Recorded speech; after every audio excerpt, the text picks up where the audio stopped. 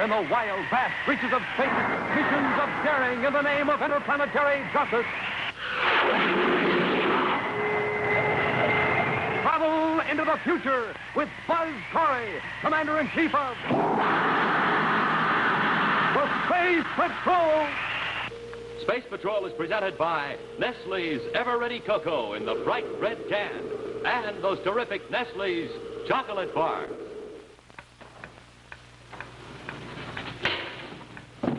Commander, the hatch closed. We're locked in. What's that? Somebody threw the switch. We're being bombarded with radiation. And there's no way out. Stand by for exciting action on the deadly radiation chamber in just one moment. Say, fellas and girls, we've got a real mystery on our hands. Somebody's been prowling around Terra 5, so the commander and I have rigged up this complete space vision circuit to watch and see if we can catch somebody when the... Hey, there's the signal coming from the galley. Let's see what we've caught. Well, I'll be. It's our own Cadet Happy. Well, fry me for a Venusian. He's putting down the Nestle's Ever-Ready Cocoa and putting 1, 2, 3 teaspoons in his cup, adding hot water, and there's his sensational Nestle's Ever-Ready Cocoa all ready to drink. Say, that looks mighty good. Hey, let's go over and surprise him and maybe have some Nestle's Ever-Ready for ourselves, huh?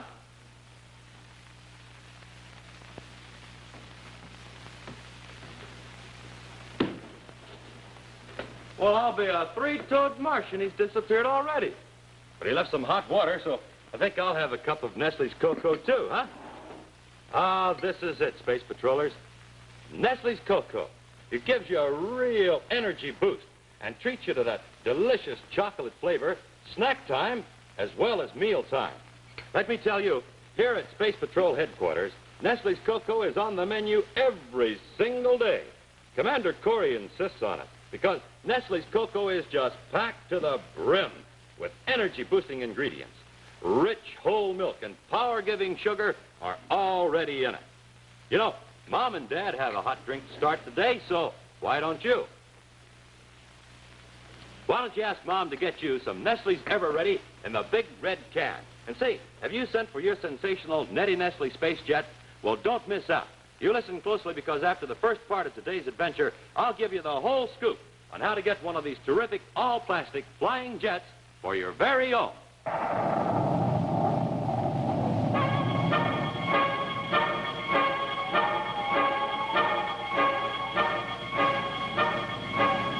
This is an Exonium plant, the Halifax Exonium Atomic Products Company. It is here that nearly 30% of the system's fissionable material is processed for commercial use. From this huge, sprawling plant, the Halifax Company makes a contribution vital to the very existence of the United Planets. Not far from the great plant itself, in Terra City, high atop an office building, sits the guiding genius behind this huge enterprise, the gruff and blustery Mr. Henry Halifax.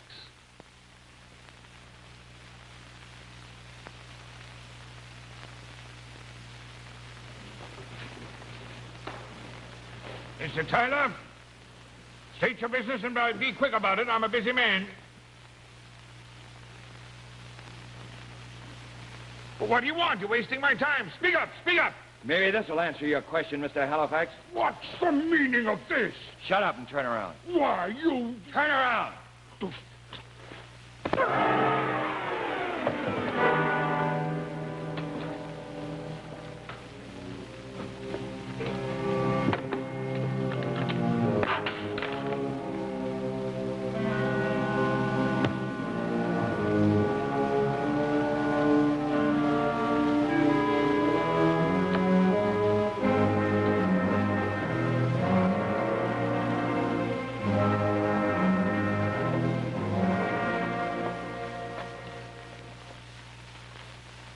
The disguise is excellent, sir, excellent. You could fool me, and I was just talking to Halifax. Take this to the hideout on Mercury. It annoys me. Amazing, Mr. Proteus. Even the voice. No one will know you're not Halifax himself. This is only the beginning, Tyler. Only the beginning. Well, if it were just the Halifax company alone, it wouldn't be so bad. But the Matsoon company and the Justin company, too. The three largest processors of fissionable material in the United Planets. Power shortage like we're in for will not only cripple industry, but surface transportation, interplanetary flights. There won't even be enough power to operate the homes of the people. And worse. Worse? Medical science centers rely on synthetic isotopes for many of their cures. Smoking rockets, it's right. I hadn't thought of that. No wonder the Security Council ordered you to investigate all the nuclear fission plants. Yes, but where do we start? Why would these three companies suddenly declare their plants radioactive and unsafe, dismiss all their employees, and go out of production, one right after another? Maybe it's sabotage, sir. Well, maybe it is. In any case, that's what we've got to find out. The Halifax company plant being located here in Terra will be our first stop. We have an appointment with Henry Halifax himself at 1200. Wonder what he'll have to say. Buzz, Oh, hello, Carol. Hi, Carol. I'm glad I caught you, Buzz. Well, what's up? Well, it seems that Dad just told me that the director of the Fissionable Material Agency is coming to see you in an hour. Oh, what for? Well, the Security Council just gave him special emergency powers now that production's limited. I see. And Dad said off the record that he's feeling his new authority already. Oh. He told some of the council members that he's going to keep his finger on the progress of your investigation. That's all we need. Well, we still have time to see Mr. Halifax before Mr. Proteus gets here. Who, sir? The council director, Happy, Mr. Proteus. How many times must I tell you never to use that name Proteus in here? When we're here in this office, I'm Halifax. When we're in the Mars office, I'm Matsoon. And on Venus, I'm Justin. Yes, sir, I'll remember. See that you do. Yes, yes, what is it? Speak up. Well, what do they want? Well, what are you waiting for? Send them in. Want me to leave? No, stick around. Halifax, I'm Commander Corry. This is my Cadet Happy. Oh, what do you want? Speak up, I'm a busy man. Get to the point. All right, Mr. Halifax, I will get to the point. Your company supplies 30% of all the power units used in the United Planets. 31.7%? Well, the government thinks that your installations, along with those of Mr. Matsoon and Mr. Justin, are being sabotaged. I've been ordered to conduct an investigation and like your permission to go into your plant here in Terra. Go into it? Are you mad, man? It's been declared unsafe. The whole place is radioactive. Why, it may reach critical mass at any time. You mean blow up? Nobody's talking to you. Oh, sorry. Do I have your permission? Permission? Of course not. Maybe you don't understand. This is an emergency. The answer is still no. Now, if you don't mind, I'm a busy man. I can get a warrant allowing me to search your premises. Then get it. Mr. Halifax, you have a stockpile of power units, yet you've canceled contracts and refused to sell any of them. Why? None of your blasted business. This is my property. I can do with it what I want. Of course you can. But Mr. Matsoon and Mr. Justin are also withholding their stockpiles. This could suggest a conspiracy to manipulate the market price and create a monopoly. And that, Mr. Halifax, is illegal. So think it over. Goodbye, Mr. Halifax. get out of here! Lock the door, Tyler.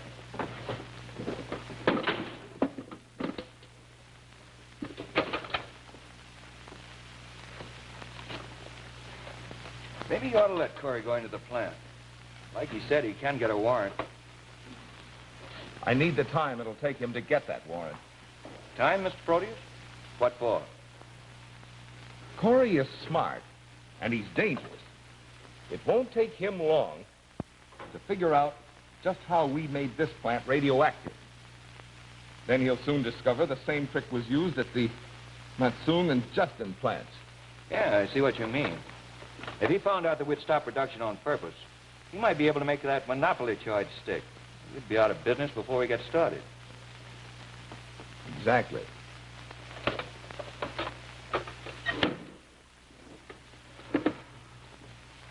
That's why Commander Corry has to die.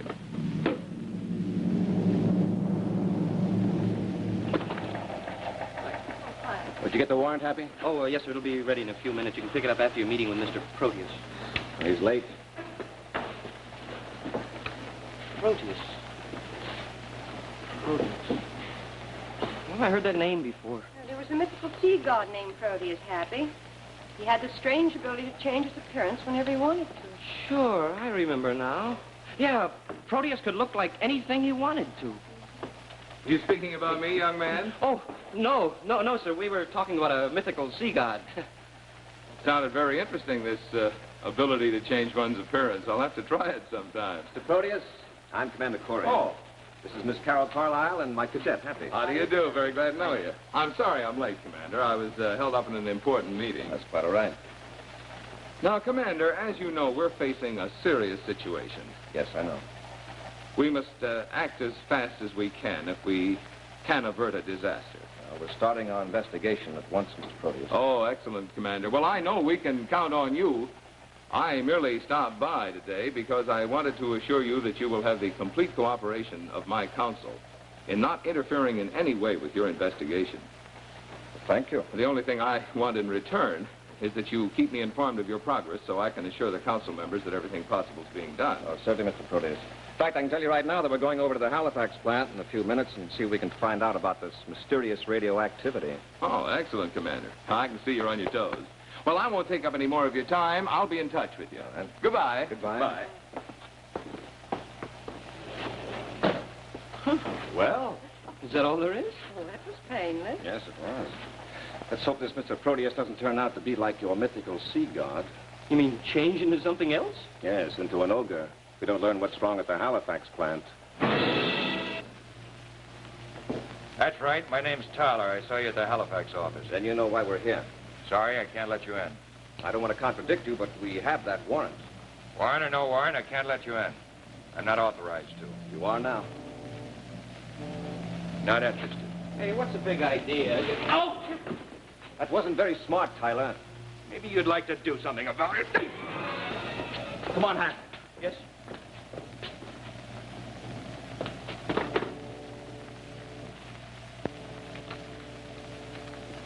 There, you can read that when you come to.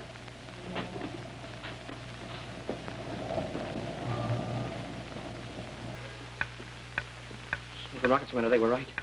This place is hot. Listen to that Geiger counter. Seems to be coming from the walls, all right. Commander, you don't think this whole place really could reach critical mass and go up in an atomic explosion, do you, sir? With us in it?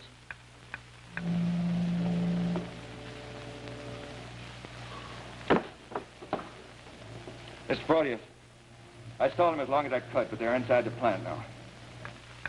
I wonder what's in there, sir. It's a chamber for making synthetic isotopes.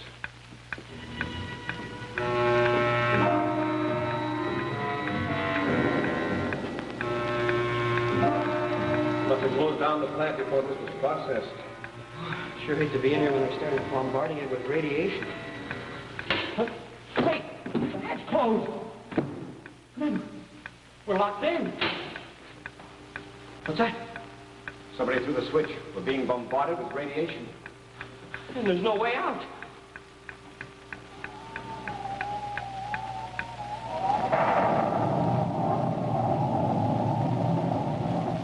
Say, Space Patrollers, you want the great new Nettie Nestle space jet, don't you? Yes, sir, it's a really great model. You can throw it for a long, long distance, and it does all kinds of tricks. It's all plastic, so it can't break, and it can't break anything, even when you fly it in the house. Look, here it has a special secret compartment in the nose, so you can send secret messages to all your pals in the Space Patrol. Say, there's a message here. Let's see what it says. This sensational offer is from the makers of Nestle's Ever-Ready, the instant cocoa with whole milk and sugar already in it. The one cocoa that needs nothing but water added to give you a rich, hot drink with delicious Nestle chocolate flavor. That's Nestle's Ever-Ready Cocoa. Okay, now here's the scoop on how to get your space jet.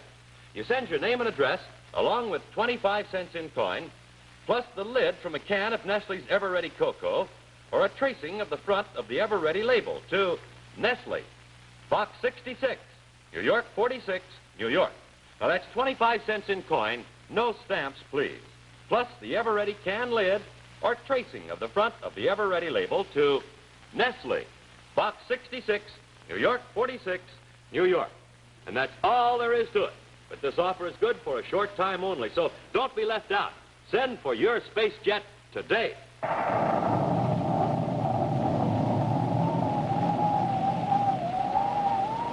And now back to Space Patrol.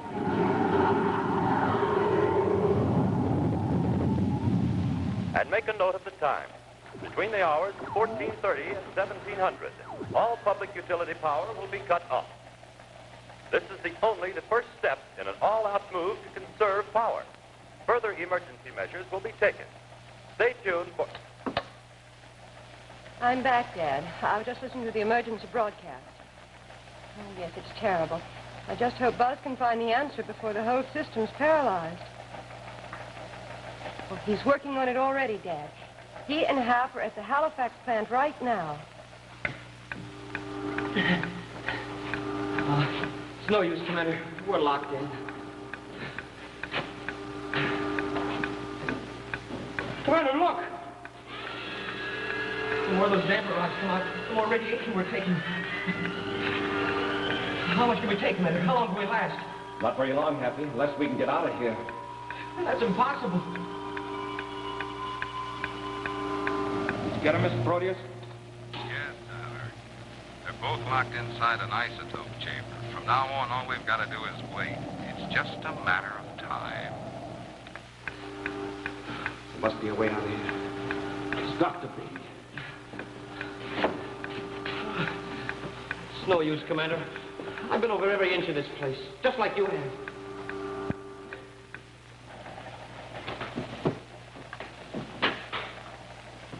It's Carol calling Commander Corry.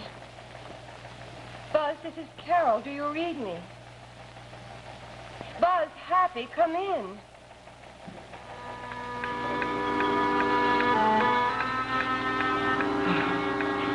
Commander, I don't feel very well. You can't just give up. Maybe it'd be better if this whole place did reach critical mass. Blow up. At least that way it'd be quick. Or maybe if all those damper rods would just come out at once, all at the same time. Don't talk that way. Wait a minute. It might work. Got an idea? Perhaps. I'll pull all the damper rods out. Accelerate the radiation. I was only kidding, sir. I didn't mean... Now, look, Hap, suppose the radiation were increased, say, to beyond the danger point. There must be an automatic cutout switch to take care of it. Yeah, there must be. Hey, wait a minute. If you increase the radiation beyond the danger point, how does it affect us? It'd be dangerous, Hap. To get a good dose of radiation, maybe too much. You may be able to get the medical science center in time. They could treat us. It's the medical science center. Commander, even if we do get the power shut off, how do we get out of here? There is an automatic cutout switch. There must be some provision for immediately lessening the critical load here in the chamber. That can mean only one thing. This block of raw material would be withdrawn. A whole lot of the chamber through here. Yeah, in order for that to happen, the panel would have to open. Here, Hap, you sit here. Oh, what about you, sir? I got all the rods.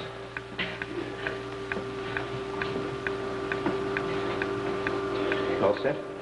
I'm ready, sir. I hope it works.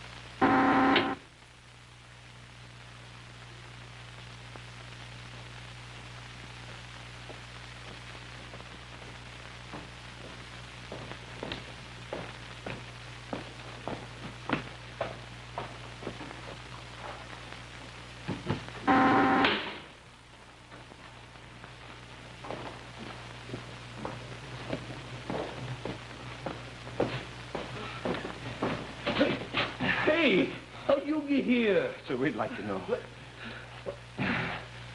Them Space Patrol uniforms. What are you fellas doing here? It's a long story. Hey, you fellas don't look so good. Kind of pale and sickly. Is anything wrong? Where's the nearest spacephone? Up there, right around the corner. How about our miniature spaceophones, sir? They'd never penetrate the insulated walls. You don't look in any condition to get to that spaceophone. Why don't you just sit here and take it easy? I'll make your call for you. Thanks. Call Medical Science Center. Have them send an emergency ship fast. 2 cases of radiation. Radiation? Now, just don't you worry. I'll make that call for you right away. Just take it easy.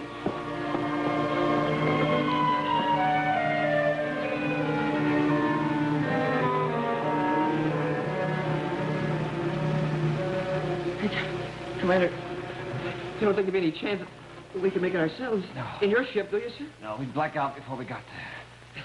Don't worry. They'll get here in time. Yeah, sure. Sure, they'll get here in time.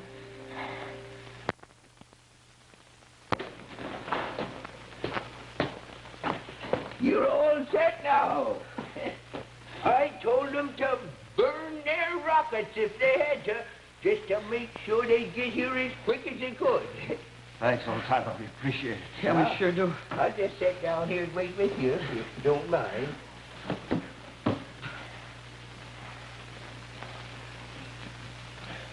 I can't let you in, and that's all there is to it. But Commander Corry and Cadet Happy are in there. I know. I landed right by their ship. They had a search warrant.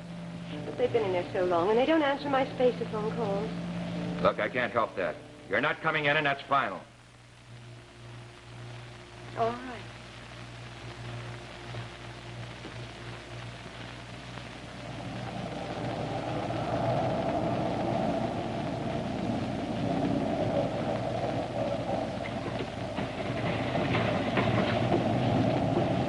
Hey, you, come back here. Come back. Commander, would it be funny if an ambulance ship was already out there and Tyler wouldn't let him in because he didn't have a warrant? Maybe we'd better call again. Let go of me! Let go! Let go of me! What?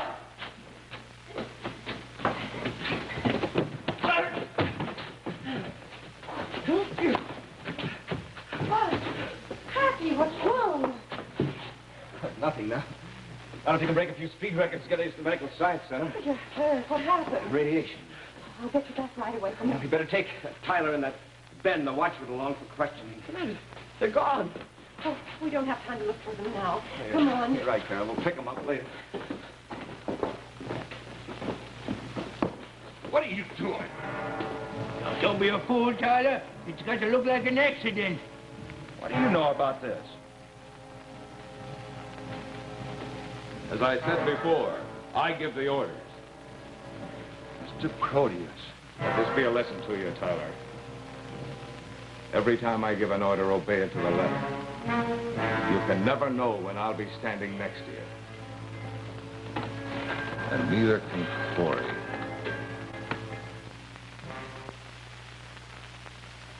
Yes, Dad, we're back at the office, and they're all right. They counteracted their excessive radiation at Medical Science Center. Oh, and they both look as good as new. Bye, Dad. Say, Commander, do you think maybe that Tyler or that watchman might have had something to do with us getting locked in that chamber? I don't know, Happy. We're sure going to find out. Hey, what's going on? That's just a start. The first results of a power shortage, and they mark the beginning of the worst disaster that this system has ever known.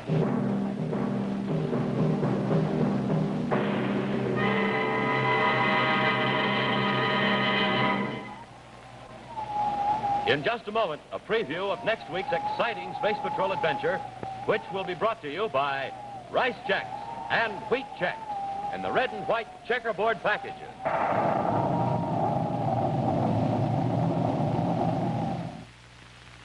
How do you like them?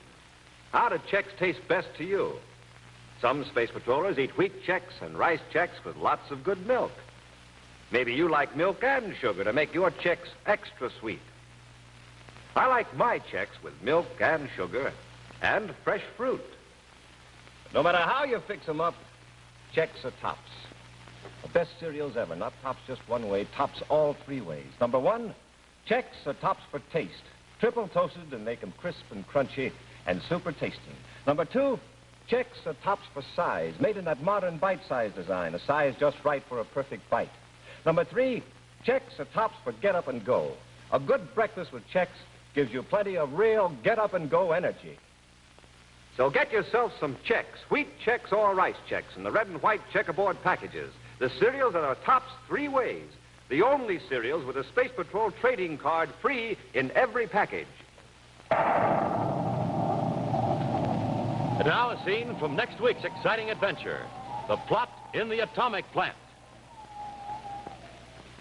Hey, there he is up there, Commander, on the catwalk. Yes, I see him. I'm behind a structural beam suspended from that cable. What's he going to do with that cable? He's releasing it. He's going to drop the whole load of the beams right on us. Be sure to see what happens when Buzz and Happy are the objects of The Plot in the Atomic Plant. Next week on Space Patrol.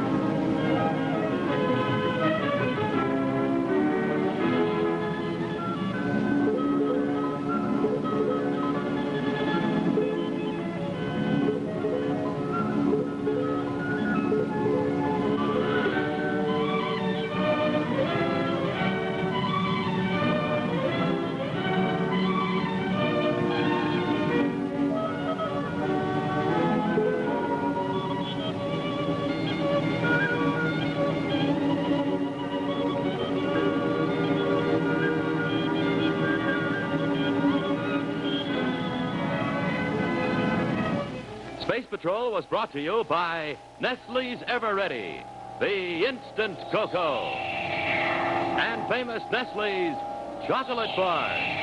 Remember, N-E-S-T-L-E-S. Nestle's makes the very best chocolate. Be sure to hear Space Patrol on ABC Radio every Saturday. Consult your newspaper for time and station.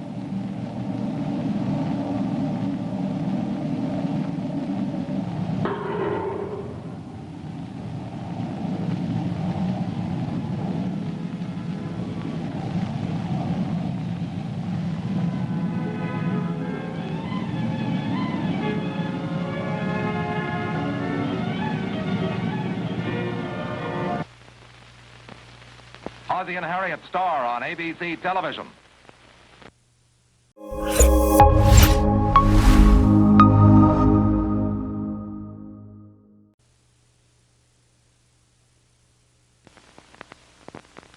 Space Patrol!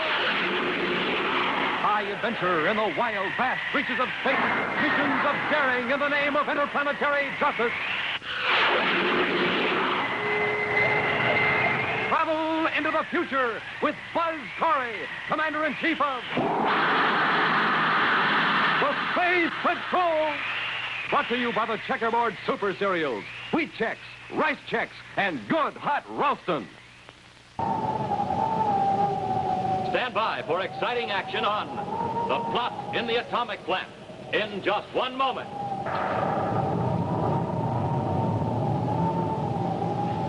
Hiya, Space Patrollers. It's initiation day here at the Space Patrol Clubhouse, and we're initiating a brand new member, giving him a special test to see if he can think fast like a real Space Patroller. Watch now.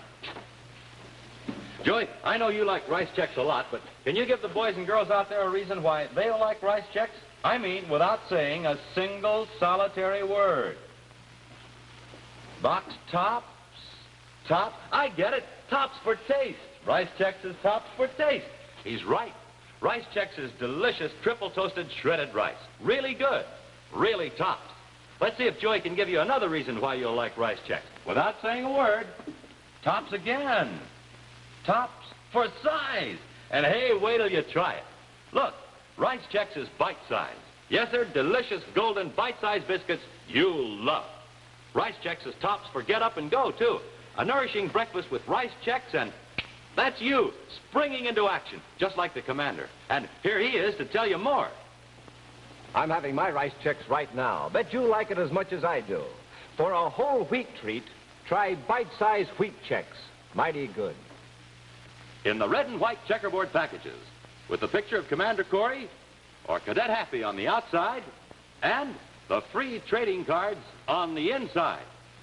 Tops 3 ways: Rice Chex, wheat Chex. Tops for taste, tops for size, tops for get up and go.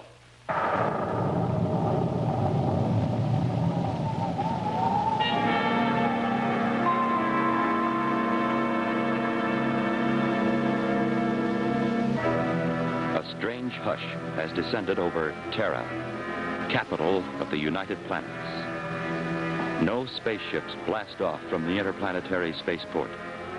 No surface cars streak along the city's ribbon-like freeways. No people scurry about the streets, going to and from their jobs. For industry has halted. There is no activity, only the dark, ominous quiet of a ghost city.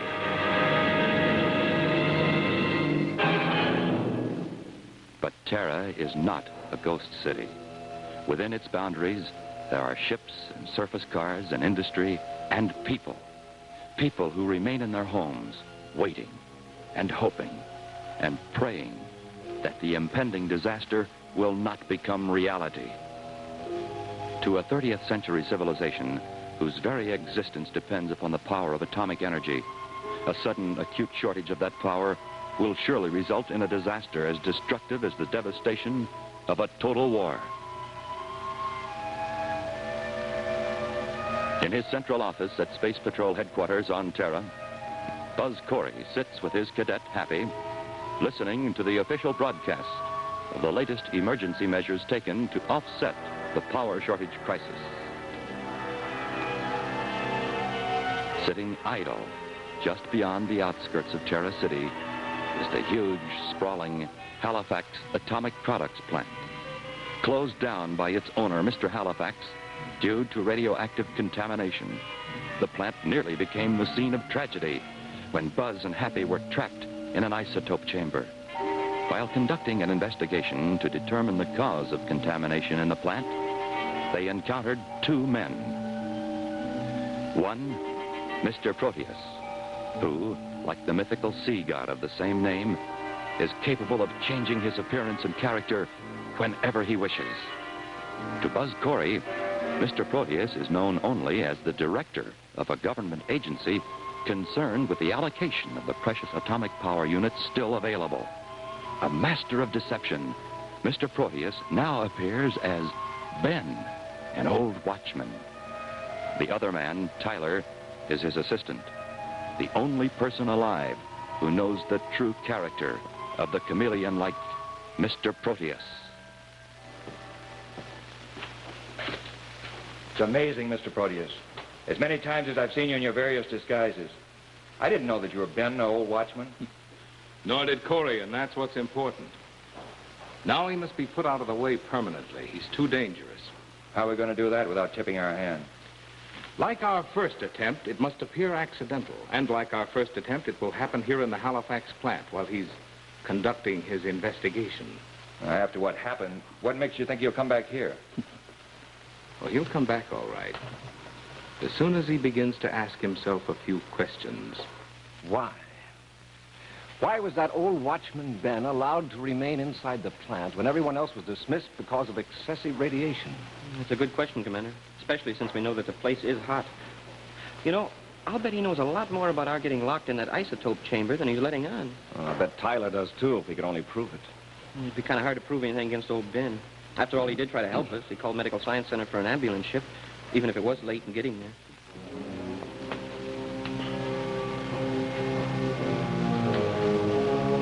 Wait a minute. How do we know that ambulance ship ever got there? Hey, come to think of it, we don't. Medical Science Center. This is Commander Corry. I want to check your records of ambulance calls for yesterday. About 13:45. Call for an ambulance ship to go to the Halifax Products plant outside Terra City. Are you sure? Thank you very much. Corry out. They received no such call. Smoking rockets. And if Carol hadn't showed up when she did, why, we'd be... We'd be a memory, Happy. Yeah. And that means Ben lied to us.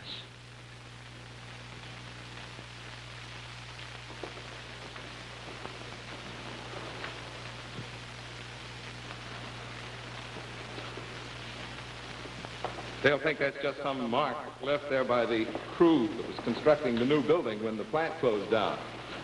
But look up there. Now I see what you got on your mind. Of course you do, Tyler. Now, here's the way it'll work. When Corry and his cadet are standing on that mark, you'll be up there. I'll give you a signal. All you've got to do is release the cable. And a few thousand pounds of structural beams will come right down on top of it. Yeah, it'll look like an accident. Wait a minute. How can you get Corry to come back into this unfinished building, let alone stand exactly on that spot? 'Cause old Ben, the watchman's going to make real sure that he does.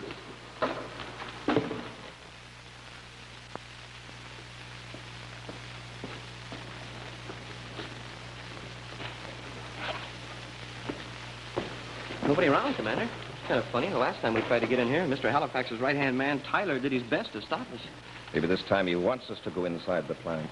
You know, or maybe after what happened, he left. Remember, you said you were going to take the watchman and Tyler down to headquarters for questioning. Maybe they're both hiding out someplace. Now, what in blazes would we want to do a thing like that? Ben, sure it is. Who'd you expect? Maybe we didn't expect anyone. Just on account of a few questions? Ha! Questions don't scare me none. Go ahead and ask them. I intended to, Ben. I've been wondering why you stay here making your rounds in the plant when it's been declared unsafe. Seems safe enough to me. But it's contaminated with radiation. According to Mr. Halifax, the whole place could reach critical mass at any moment and just blow up. Don't know nothing about that. All I know is I was hired to be a watchman, and that's what I do. Ain't nobody told me to go home. So I reckon I'll just stay here right on the job until they do. Any more questions? I checked Medical Science Center, Ben. There's no record of your calling for an ambulance ship to pick up Happy and me. That's so. I reckon that gal that took my call had something else on her mind. Some forgot it. Reminds me of the time when I was a rocket jockey for an interplanetary freight company. Forgot to make a record of a meteor I took in the hull once. Got fired. Same thing ought to happen to that gal. Ben, exactly what do you know about our being locked in that isotope chamber yesterday? Say, now, I'm glad you asked me that question. I got a theory. This fella Tyler that's been hanging around here, he's been acting kind of peculiar. What do you mean? I don't trust him. Wouldn't surprise me none if he knowed something about that. Is Tyler here now? Sure, he's still here. You'd think he didn't trust me to make my rounds the way he keeps hanging around. Where is Tyler? I can show you quick enough. Show us. Follow me. He's in building 34. What's in building 34? Another isotope chamber? Now, that's another funny thing. Ain't nothing in there. Ain't even all built yet. Come on, I'll show you.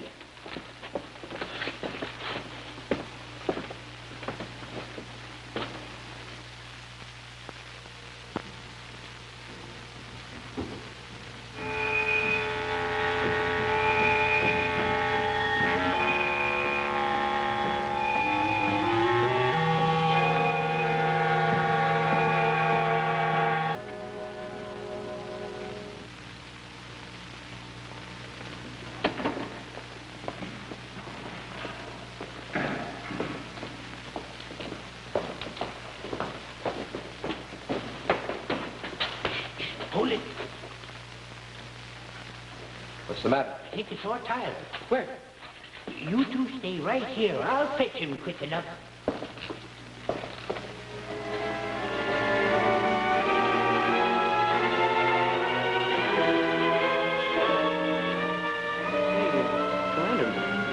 Ben's trying to get away himself. Yes, that's why I'm keeping an eye on him. Hey, stop. I wonder what he's up to anyway. Looks like he's waving to somebody up there. Hey, it's Tyler, Commander. I saw him. Pat, look out!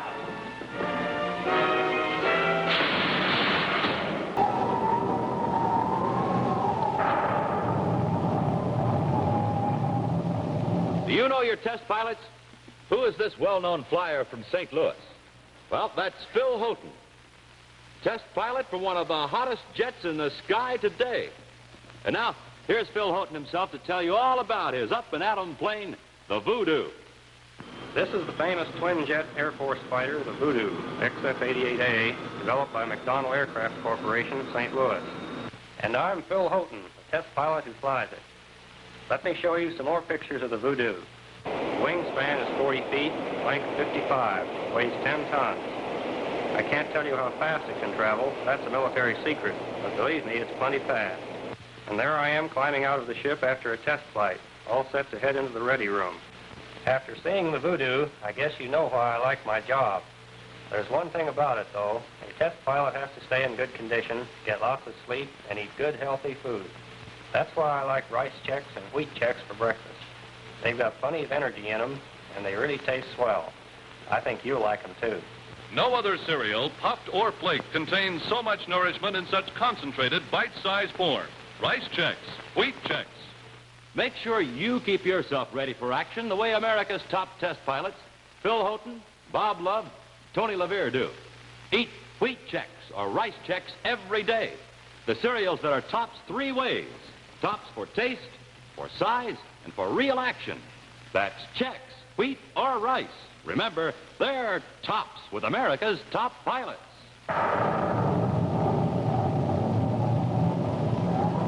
And now back to Space Patrol.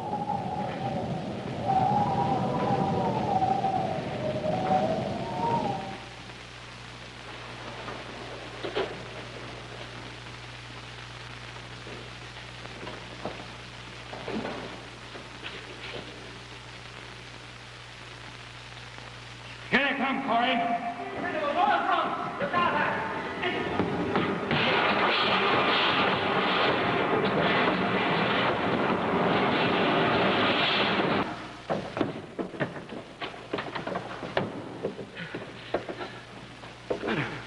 What are the lights? Pat, look. It's glowing in the dark. Where's the gadget from? I left it right. Just a minute. Here it is, sir. Turn it on. Point it toward the wall. It registers radiation, just like the other walls we checked. And for the same reason.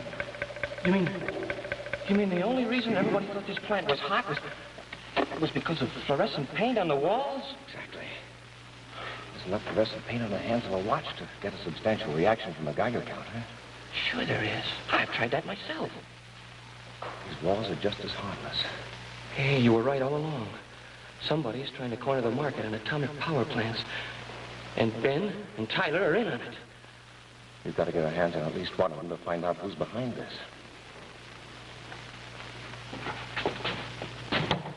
Mr. Proteus, you fool! Don't you know I kept those lights turned on so nobody would discover the walls were covered with fluorescent paint? I had to do something. Commander, there's somebody over there. Watch out. Tyler!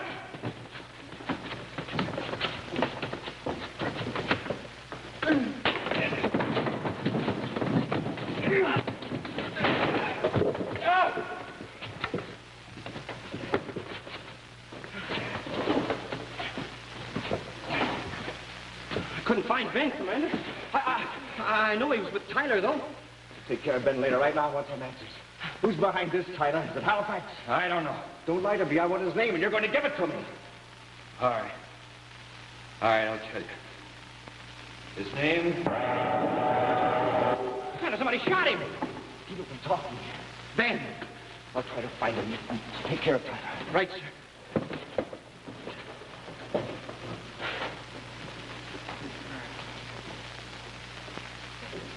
Mr. Proteus, what are you doing here?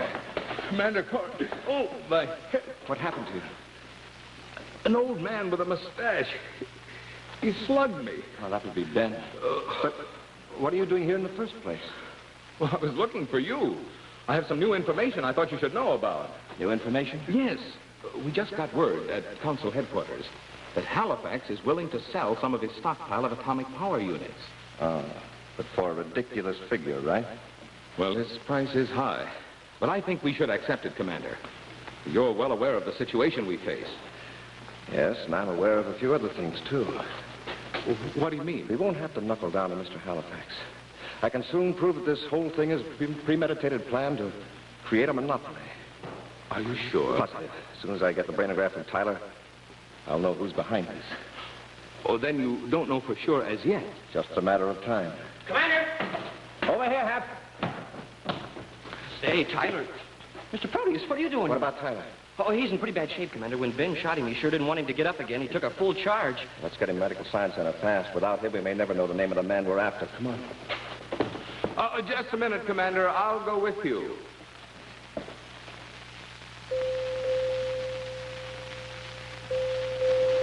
I'm glad you were assigned to this case, Dr. Lorenz. I'm well aware of your record for treating ray gun wounds. Good thing you got him here when you did, Commander. There's a good chance we can save him. Do everything you can, Dr. Lorenz. It's vitally important. I do my best. Tyler's in room 211 if you want to look in on him. Commander, I think I'd better leave. I have some very important details to attend to in my office. You can reach me there as soon as you find out how Tyler's coming along. All right, Mr. Proteus. We'll be in touch with you. Fine.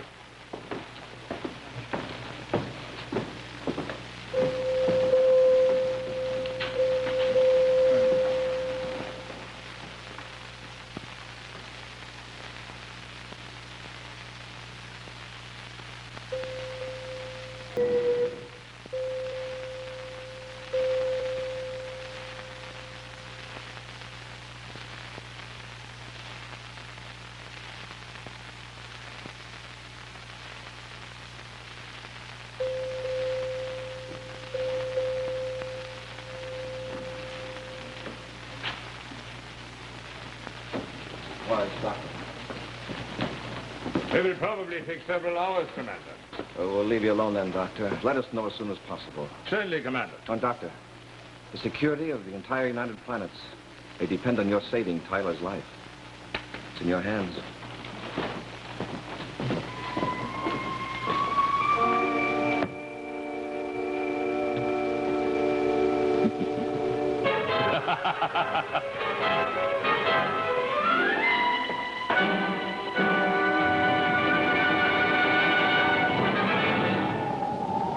In just a moment, a preview of next week's exciting Space Patrol adventure, which will be brought to you by Nestle's Ever Ready, the Instant Cocoa, and famous Nestle's Chocolate Bars.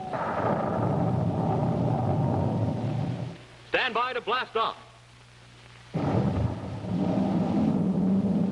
And just look at it go. It's the sensational Nettie Nestle space jet Commander Corry is offering to all his friends. It's unbreakable plastic in red, white, and blue. It flies, it dives, it does all kinds of tricks. And this is the greatest. It has a special compartment in the nose so you can send secret messages to all your pals in the Space Patrol. And you can have one of these sensational space jets for your very own.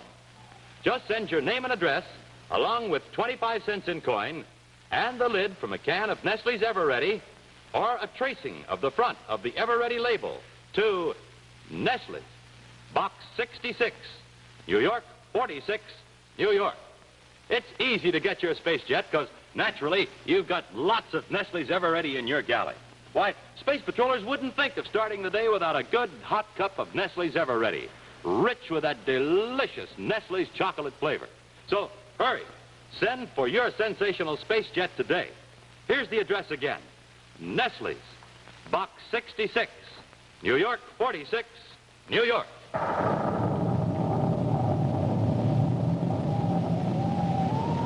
And now a scene from next week's exciting adventure, The Blazing Sun of Mercury.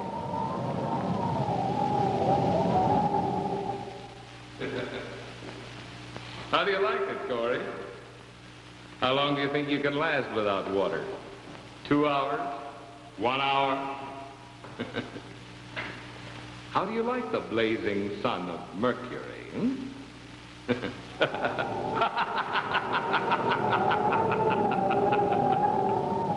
Be sure to see what happens when Buzz and Happy, in an attempt to save the system from disaster, encounter the blazing sun of Mercury. Next week on Space Patrol.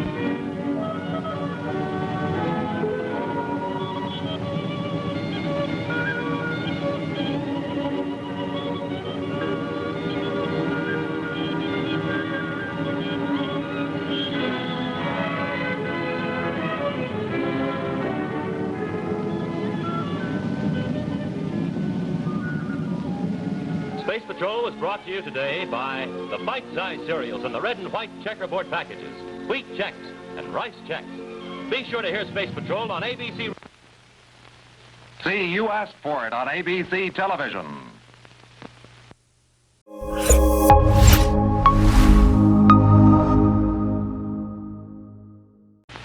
Space Patrol! High adventure in the wild, vast reaches of space. Missions of daring in the name of interplanetary justice. Travel into the future with Buzz Corry, Commander-in-Chief of the Space Patrol. Space Patrol is presented by Nestle's Ever-Ready Cocoa in the bright red can and those terrific Nestle's chocolate bars. Can you still hear me? This is Mr. Proteus talking to you. I want you to remember that name. I want it to be the last name you hear. You haven't much longer now. But keep this thought in your mind as you succumb to the blazing sun of Mercury. Mr. Proteus has defeated you. Mr. Proteus has won. Stand by for exciting action on the blazing sun of Mercury in just one moment.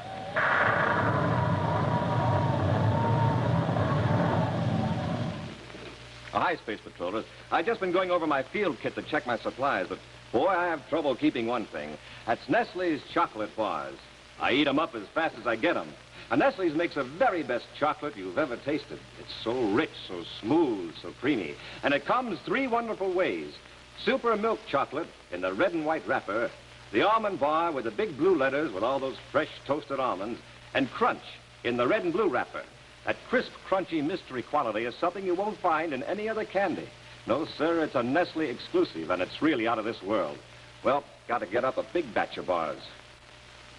Calling the galley. Calling the galley. Jack, may I have a big ration of Nestle bars? Sure thing, Commander. I'll send them right in.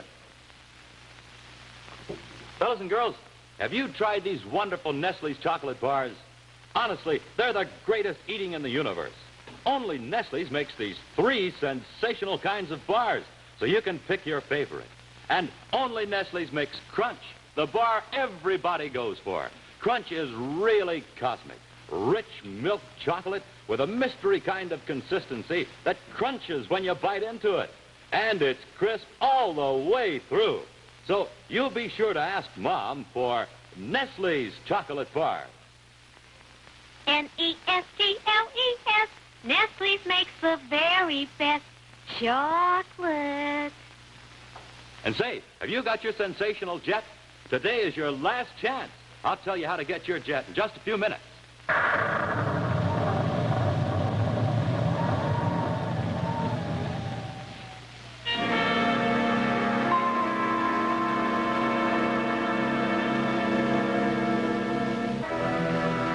Tonga City and every other inhabited point in the United Planets slowly but steadily approaches disaster. Every light that is burned, every surface car that moves, every spaceship that flies, every wheel of industry that turns brings the system a step closer to destruction. For each of these consumes power, precious atomic energy, without which this 30th century civilization cannot exist.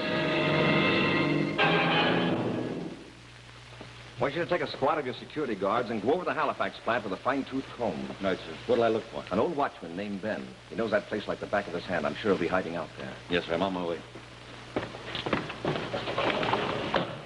I sure wish Dr. Lorenz would let us know how Tyler's getting along. Oh, so do I. He's the only one who can tell us the name of the man we want.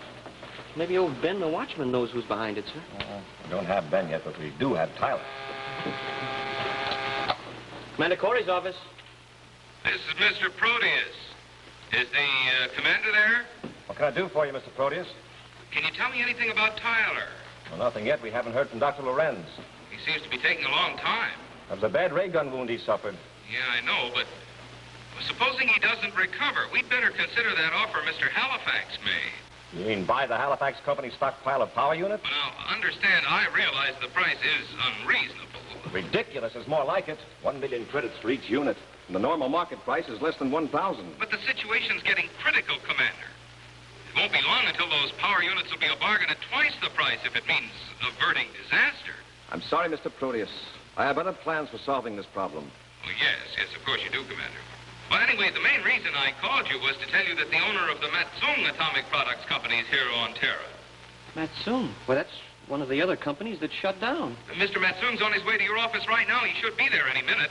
Thank you, Mr. Proteus. Thank you for telling me. Corry out. Why would Mr. Matsung be coming here to see you, sir? Yes. Yes, send him right in.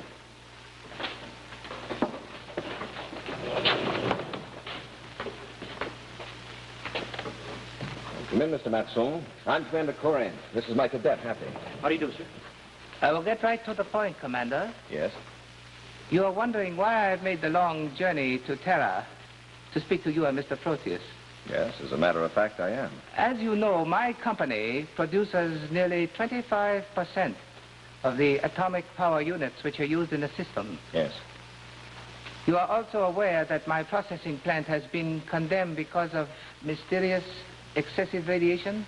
Yeah, and the same thing happened to the Halifax and Justin plants. Happy, let Mr. Matsung finish. Oh, sorry. The situation is placing a great burden upon the people. However, my company possesses a stockpile of over 4,000 power units. In this so great emergency, I have decided to release them. Mr. Matsung, you mean you're willing to actually sell your stockpile at once? At once, Commander. 4,000 units will do much to help the situation. The commission will distribute them to key points.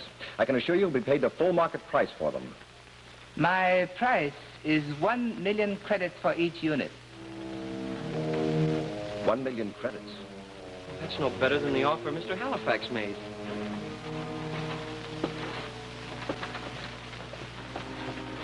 Mr. Matsung, I find this very difficult to believe. You, the descendant of a family that for hundreds of years has fought to build a strong United Planets, a family noted for its charity. Now you're willing to squeeze a ridiculous profit out of the people when they face disaster. I am a businessman, Commander. I must protect the Matsung holdings. Protect them? While you watch a civilization fall. I'm sorry, Mr. Matsung. We can't do business in your terms, now or any time. And you may as well know that... Yes. Medical Science Center, Hap. Hot rockets. Dr. Lorenz, are you coming with Tyler? What? When did that happen? All right, Doctor. Corry out. What happened, sir? Tyler's missing from his room. Missing? The doctor we met in Tyler's room was not Dr. Lorenz. He wasn't? Somebody slugged the doctor and put on his clothes. We left Tyler alone in that room with an imposter. Smoking rockets. There goes our one chance. Are you certain you do not wish to reconsider my offer, Mr. Commander? Matson, I would advise you to leave. In fact, I suggest you get off Terra. As you wish, Commander. But when you change your mind, you will find me in my office in Venus City. Goodbye, Mr. Matson. Come, Mako.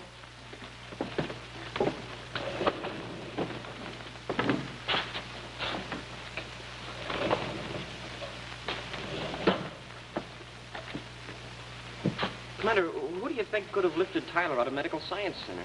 Somebody who didn't want us to use the brainograph on him. We've got to find him, Hap. Say we do. Should I put out an alarm, sir? Right away. Then we'll go to Terra. They'll probably try to get Tyler off Terra. We've got to stop them.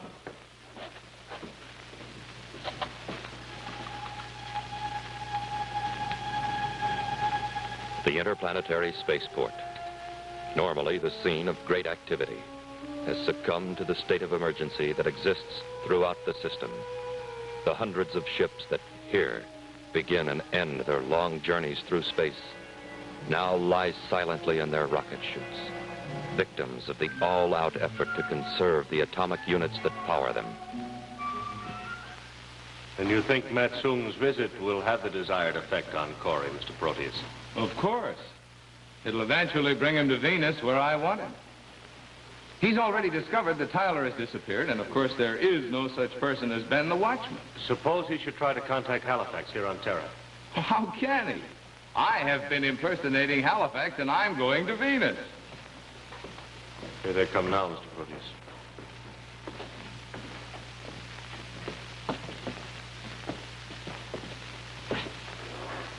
Commander Corry, you have already come to tell me you have decided to meet my price? Then again, maybe I came here to be sure you left. You will come to Venus. Goodbye, Mr. Matson.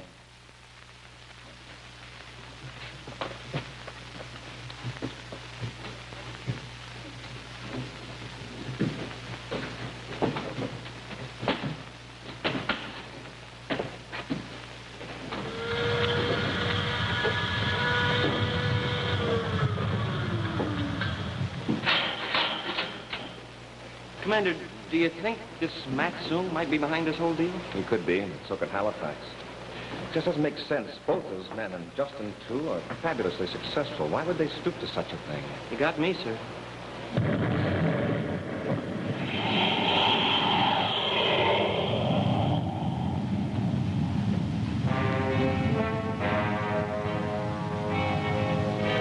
And once again, the amazing Mr. Proteus emerges from another of his clever disguises. This time, Mr. Matsung. Another time, Mr. Halifax. And yet another, Ben the Watchman. Where will he appear next time? And in what disguise? Only Mr. Proteus himself knows.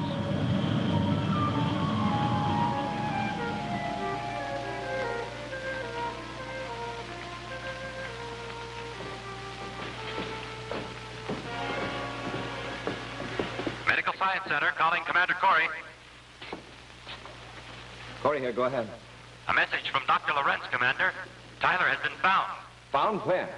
In the closet of his room. He had taken another ray gun blast. We can probably save him, but he'll be unable to speak for several days. Several days? Thank you very much, Corry. Out. Several days will be too late. Commander! Over here, Robbie. Told me I'd find you here, sir. Did you find Ben? No, sir. We covered every corner of the Halifax plant. Found these, though. Thought maybe you could make something out of them. Oh, it's a wig. What's a wig doing in an atom plant? Happy, we've seen this before. We have, sir? Where? On Ben, the Watchman. But, Commander, that wig's phony. So was Ben. Sure, it fits. Robbie, no wonder you couldn't find Ben. There isn't any such person. Oh, but, Commander... Happy, when Ben disappeared, who did we find? Mr. Proteus. The phony doctor showed up as Dr. Lorenz, who had just left. Mr. Proteus. And who's been advising us to accept a ridiculous offer made by Halifax? Mr. Proteus. One more question, Hap. What's the name of the mythical sea god with the ability to change his appearance at will? Proteus. Now, look, wait a minute, Commander. Look, you're racing your rockets a little too fast for me. Don't you see, Robbie? We've been searching for a name. The missing piece to the puzzle, and the name Proteus fits it like a glove. That's the one we want. Great. All we have to do is go to his office and pick him up and arrest him. He's not there, Happy. In fact, he's not even on Terra. How do you know that, sir? Just saw him blast off. Oh, but that was Mr. Matsoon. Not only Mr. Matsoon, Mr. Halifax, Mr. Justin, Ben the watchman, the phony doctor, and Mr. Proteus all rolled into one. Smoking rockets, and we let him get away. We're going to accept that invitation. All three of us. We're going to Venus.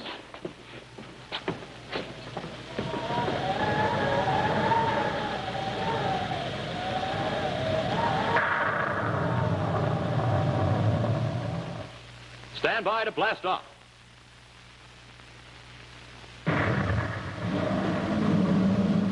And just look at it go.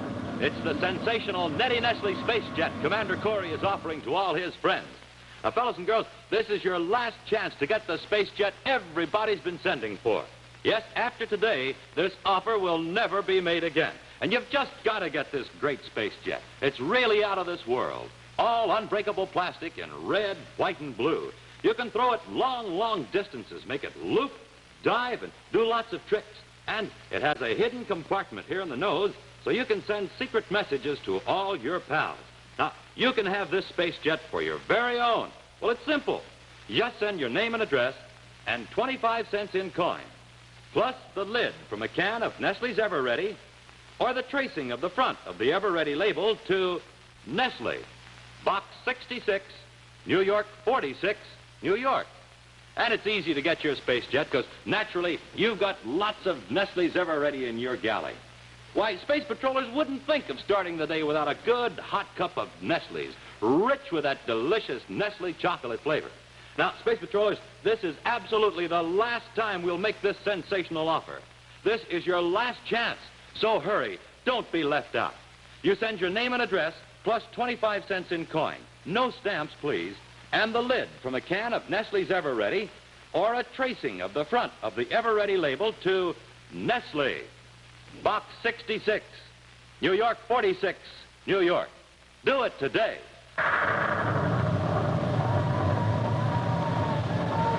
Now back to Space Patrol.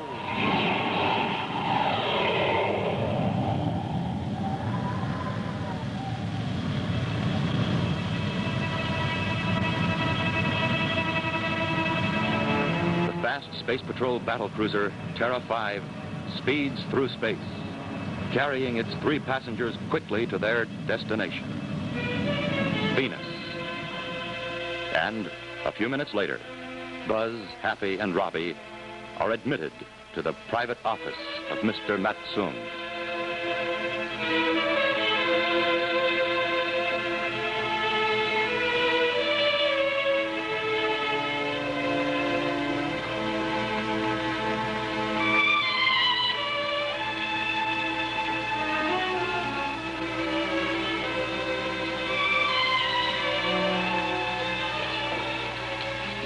Welcome to Venus, Commander.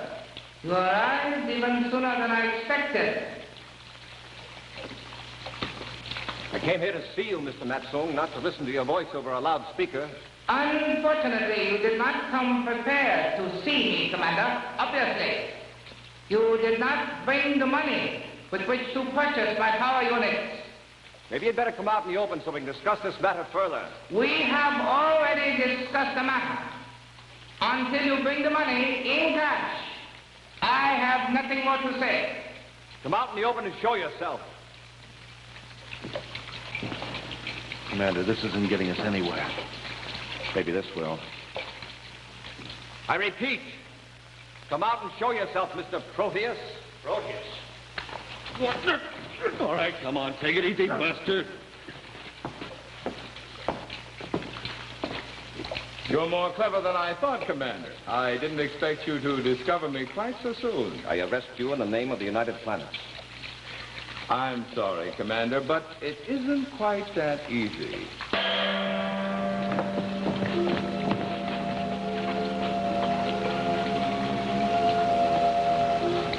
You see, Commander, I was expecting you after all. All right, Proteus, so we walked into your trap. At least you're out in the open now where we can see you for what you really are.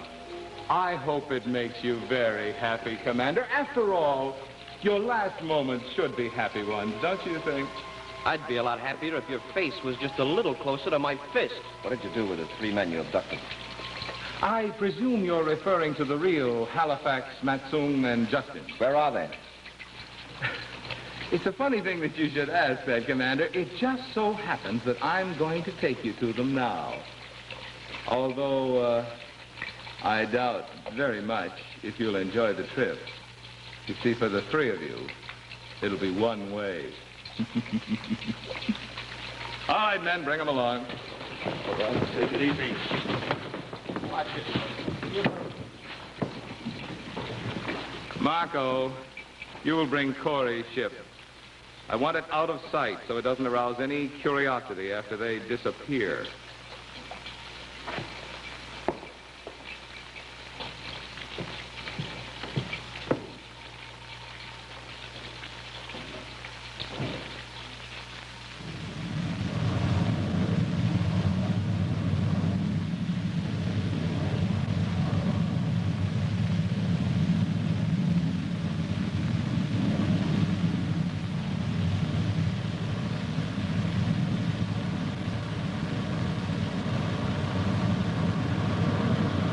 Under the command of the evil Mr. Proteus, the 2 ships cut through space toward Mercury. Mercury, the smallest planet in the solar system, the planet nearest to the sun, the planet that keeps the same side toward the sun at all times. And that side is as unbelievably scorching hot as the shady side is frigid. As the ships land on the sunny side of Mercury's twilight belt, where the shadows meet the intense light rays, a small spherical structure comes into view. A few minutes later, the 3 prisoners are herded inside.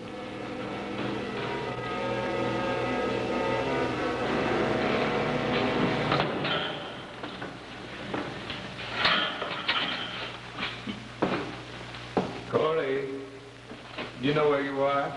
I'll tell you. We're on the fringe of the twilight belt on the sunny side of Mercury. The temperature outside is 160 degrees. In here, you're protected from the intense heat by the roof. But you see, it's a sliding roof. Marco, show them.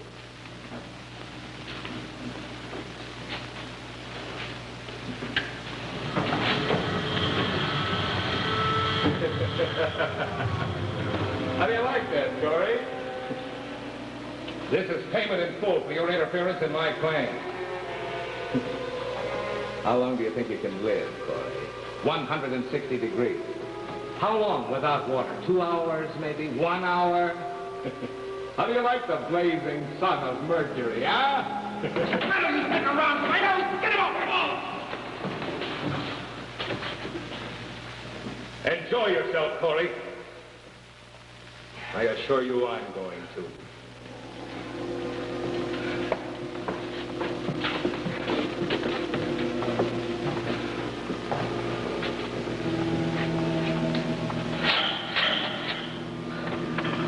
Smoking rockets, Commander. What are we going to do? This heat is awful. Commander, my name's Justin. It's Justin. Then they are here, all 3 of them. Matsung and Halifax are the 2 cells beyond mine. Are they all right, Mr. Justin? Are you all right? So far, yes, Commander. But please, you must help me get out of here. Matsung is too old to have it. Age isn't going to make any difference. We'll get us all sooner or later. I can feel it already. I sure wish I had a glass of water or something. We'll do everything we can, Mr. Justin. Right now, I can't tell you what that'll be. There should be a weak spot around here someplace. You better find it fast. Incidentally, Corry, it's useless to try to get out of that cell. It was designed to hold a much greater force than you can produce. How are you bearing up under the heat? It's very pleasant where I am. Nice and cool. He won't be so nice and cool if I ever get my hands on him. And that's beginning to look kind of doubtful. Let's try this door again, all 3 of us.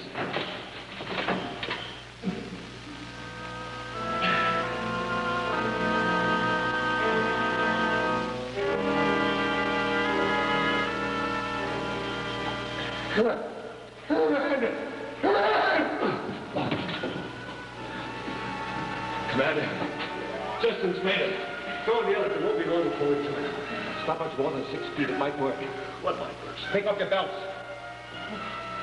Quick work at that.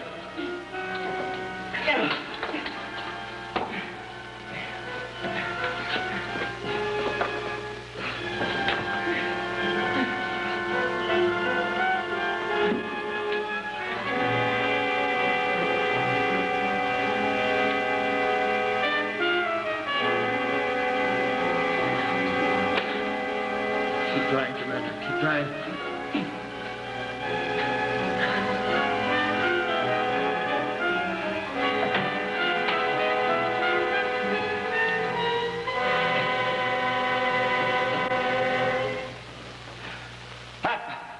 I got it. Hot rockets.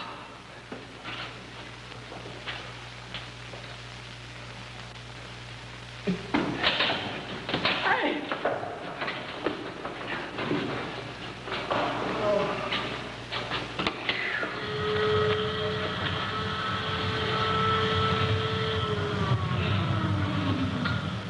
Commander Corry.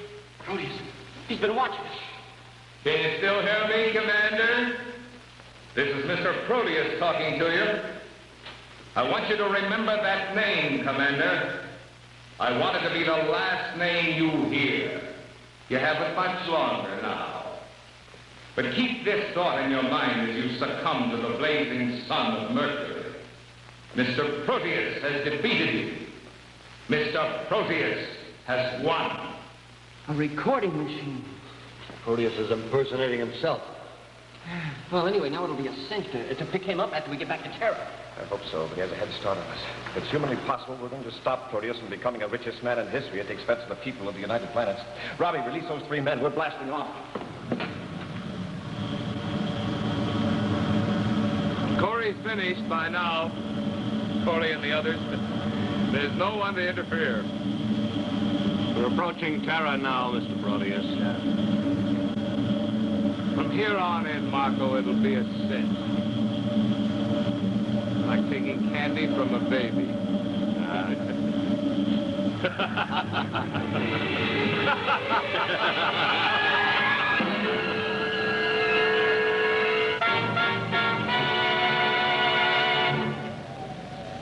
In just a moment, a preview of next week's exciting Space Patrol adventure, which will be brought to you by Rice Checks and Wheat Checks in the red and white checkerboard packages.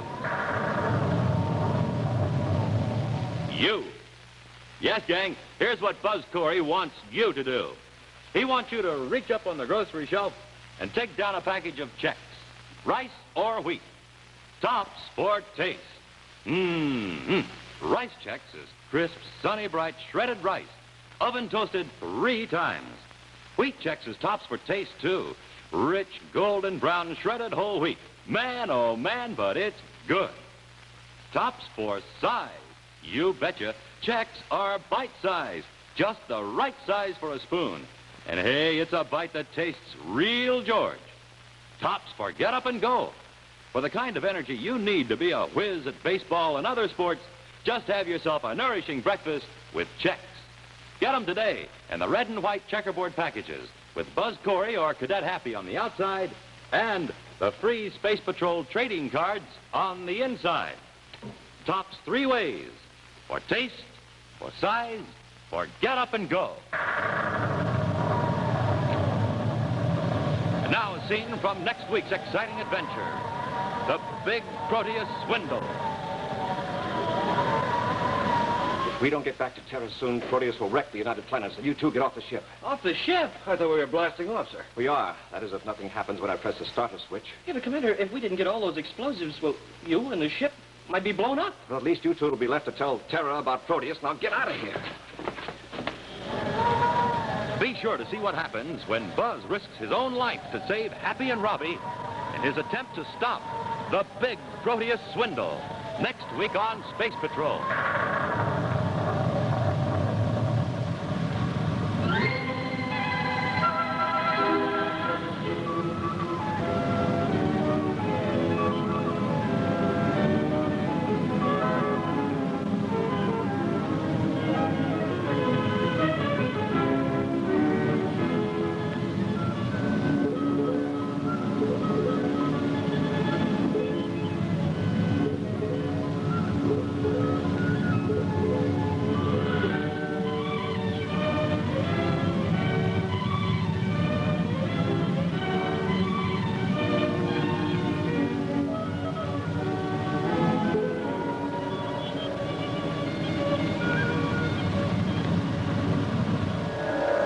Patrol was brought to you by Nestle's Ever Ready, the instant cocoa, and famous Nestle's chocolate bars. Remember, Nestles.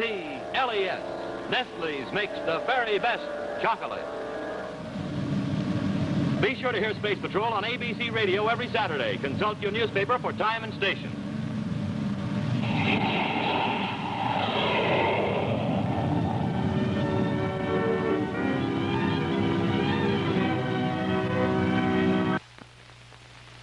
See, you asked for it on ABC television.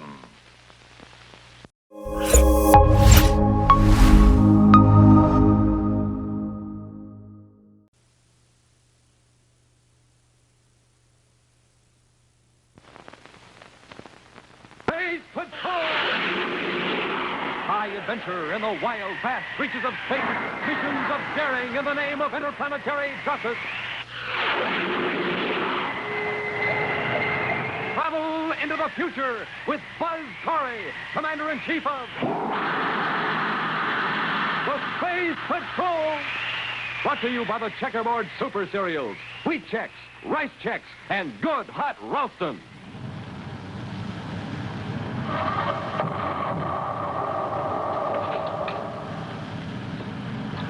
Lasers, they're flying right across our bow. Well, they probably tried to contact us, and we don't have a spacer phone.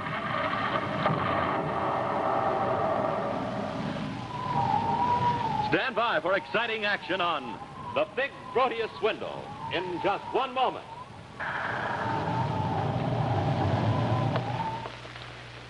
Checks ring the bell. I think they're swell. That's what I think about rice checks, but say, how about you? What words would you use to tell how good rice checks are? Well, when I asked a schoolboy here on Terra to write down for me what he thought about rice checks, here's what he showed me. Rice checks, good to eat and very neat. Rice checks, just right for a bite. He's right. Rice Chex has a perfect size for a spoon, the perfect fit for your mouth. Yes, Rice Chex are tops for size. So today, get the cereal your commander goes for, Rice Chex. Now, when I asked a schoolgirl here on Terra to write down on paper for me what she thought about rice checks, here's what she showed me. Rice checks, the bite-sized cereal that tastes as good as it looks. Yes, sir, looks good, is good. Rice checks, 3 times toasted to make it 3 times as good. Tops for taste, you bet. And say, a nourishing breakfast with rice checks is tops for get up and go. A kind of rip-roaring, high-soaring energy that'll help make you a winner in sports and in your studies. And say, checks come in whole wheat flavor, too. Wheat checks, bite-sized biscuits spun out of keen-tasting shredded whole wheat. And inside every package of checks, you get one of those great new free Space Patrol trading cards. Get checks today. Tops 3 ways. For size, for taste, for get up and go. Rice checks. Wheat check.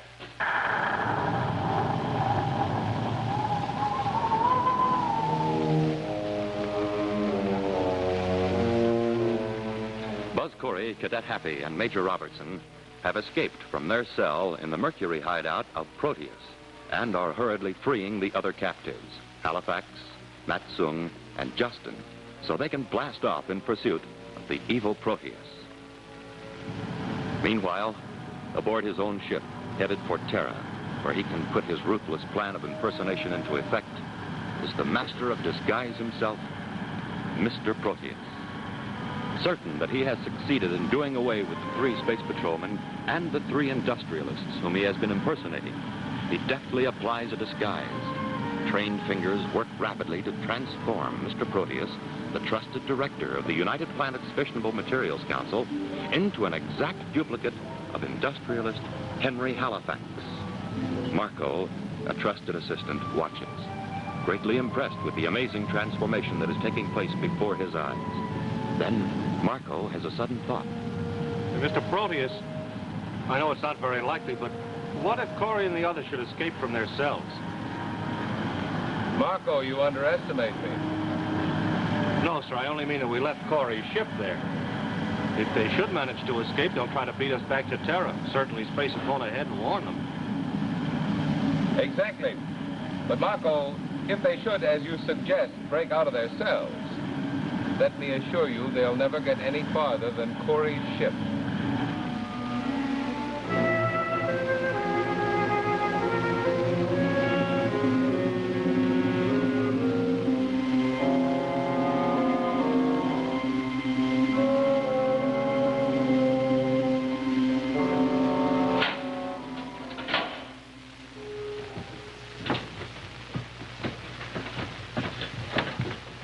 Boy, it sure does feel good to be back aboard Terra 5 again. How's Mr. Matsoon holding up, Robbie? I mean the real one. No, pretty well, sir. Halifax is looking after him.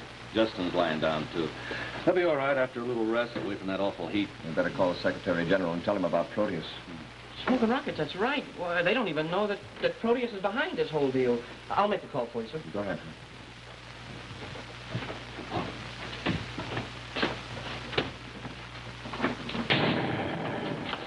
Blazes, what happened? Spacephones blew up when Hap switched on.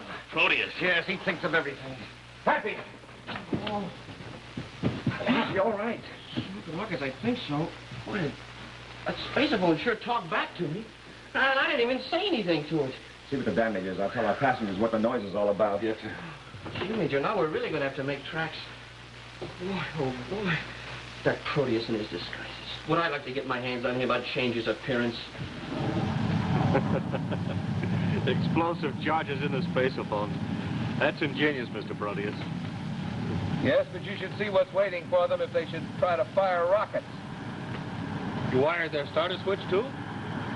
Marco, if they hit that starter lever, our friend Corry and everyone aboard the Terra 5 will be blown to atoms.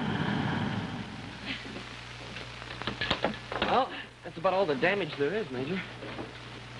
Spacephone's a mess, but it didn't hurt the ship controls. It'll fly, all right. Okay, then what are we waiting for?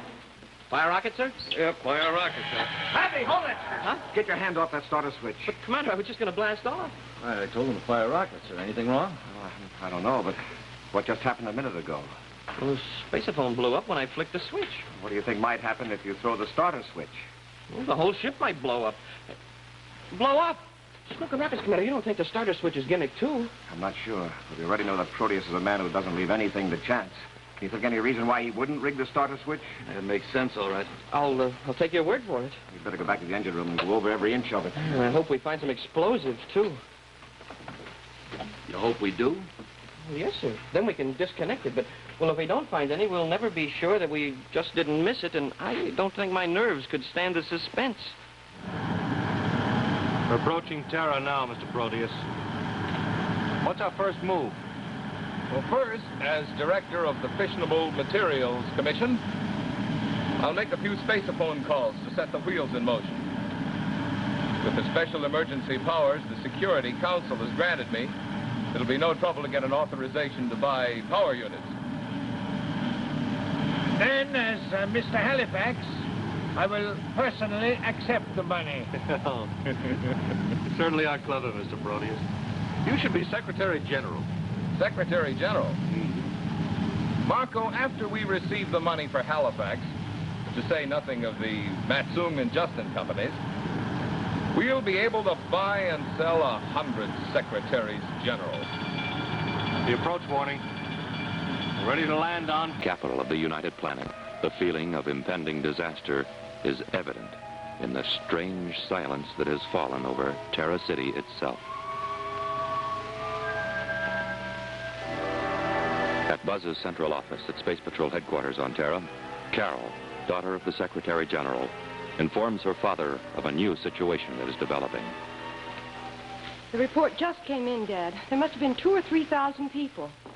Yes, they tried to force their way inside the Halifax atomic plant. Well, I don't know, but word must have leaked out that Halifax was demanding such a ridiculous price for his stockpile of power units.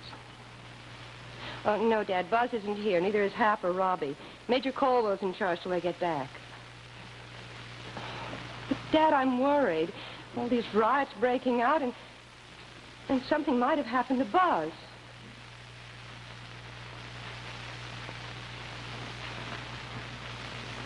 Take a look. Smoking rockets, Commander. I'm sure glad you stopped me from hitting that starter switch. There's enough explosive here to make dust out of this ship and everybody aboard it. I'm still wondering whether we found all of it. So am I, Robbie. Well, we went over every inch of the engine compartment. You think we did half, but we can't be absolutely sure without dismantling the whole ship. Smoking rockets, now you got me worried again. I thought we were all set to blast off after Proteus. If we don't get Proteus soon, he'll wreck the entire system. You're right, Robbie. Can't waste another minute. You two get off the ship. Off the ship? I thought we were blasting off, sir. We are. That is, if nothing happens when I throw the starter switch. But, Commander, if we didn't find all the explosive, why, it might blow you and the ship to pieces. And if the three of us are on board, it'll get us all. Oh, now, look, Commander, I say let's all take our chances together. Now, look, both. Security of the entire system depends on our stopping Proteus from carrying out his plan. We're the only ones who know he's behind this. Well, but, Commander... So we can't afford to take a risk. Take the passengers and yourselves off the ship. If nothing happens, when I throw the starter switch, come back aboard fast and we'll make tracks for Terra. Well, Commander, let me do it. I'm just a cadet. No time to argue. Now move on the double.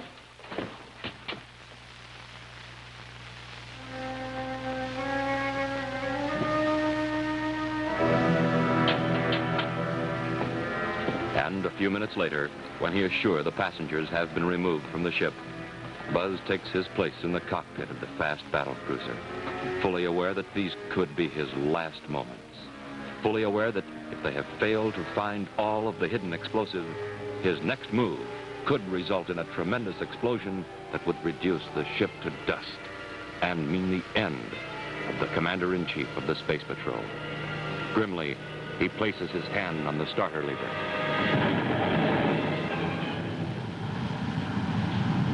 Robbie, Happy, back aboard, quick! We're on our way to Terra. Okay, so let's go. What are we waiting for? Nothing. Whoa!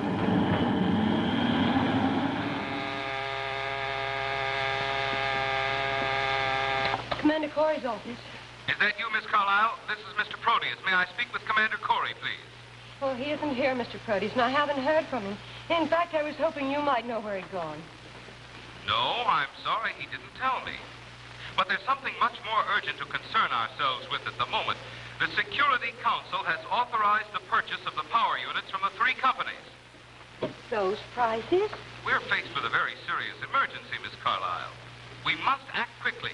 Who's in charge in Commander Corry's absence? Well, Major Caldwell, he's here right now, but can't we wait until Buzz gets back? I'm sorry, but minutes count. Please inform Major Caldwell that it's his responsibility to see that the money gets to Mr. Halifax. He's to pick it up at the Terra Bank's main vault. 6 billion credits for 6,000 power units. And tell him to be sure the money is heavily guarded. It's all in cash. 6 billion credits in cash? Yes, it was necessary to drain the cash reserves of the entire system to make the 6 million, plus 4 billion for Matsung and 2 billion for the Justin Company. But the first delivery is to Henry Halifax himself. Oh, this is outrageous. I know how you must feel about it, Miss Carlisle, but there's nothing we can do about it. And there's no time to talk about it further. Please see that Major Caldwell gets on the job immediately. Proteus out. You see, Marco, how easy it is without Corry around to get in my hair? Oh, you mean in Mr. Halifax's hair, don't you?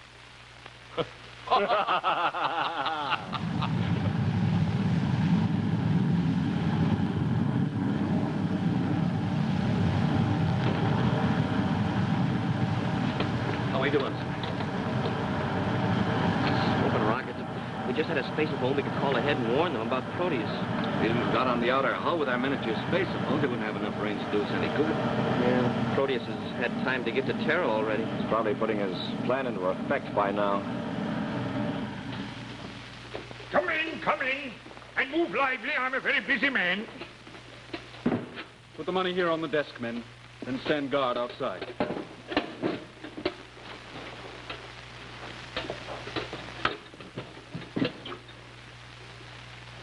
Is it all here? 6 billion in cash? I can assure you, Mr. Halifax, but I'm not going to wait till you count it. Sign this.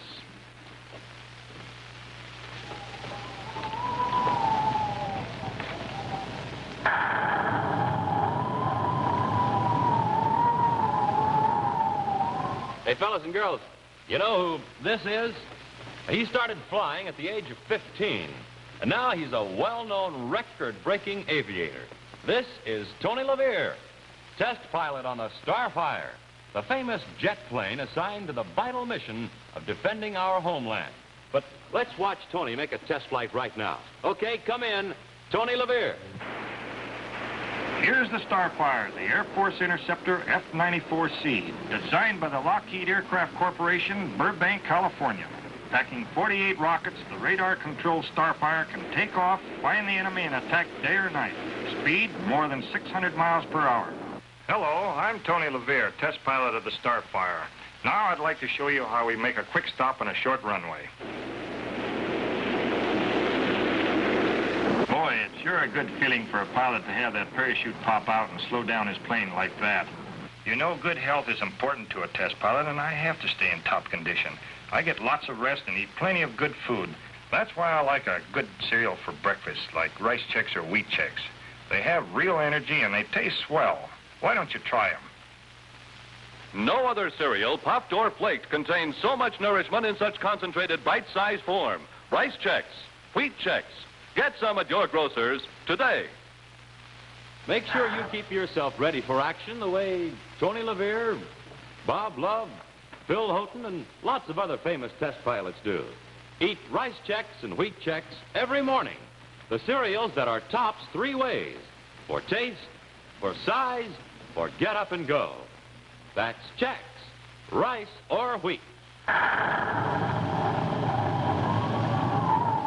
now back to Space Patrol.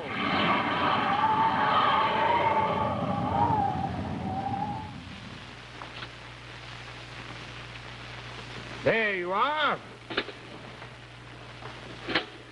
Well, you may leave. You have no further business here.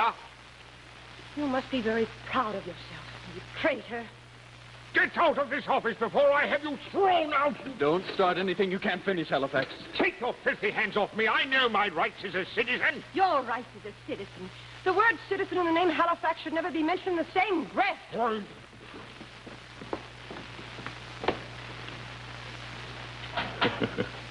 I gather that she doesn't think very much of Mr. Halifax. Everything went very smoothly, sir. Yes, Marco. Hardly a hitch. 1 down and 2 to go. Whom do you impersonate next? Matsoon. Ah. We must hurry to get to Venus so I can appear as the... Honorable Mr. Matsoon, I received the 4 billion credits for his power unit. Major, I'm going to Venus with you to take the money to Matsoon. It's hard to believe there could be another man in the system as low as Halifax. But if there is, I want to see him.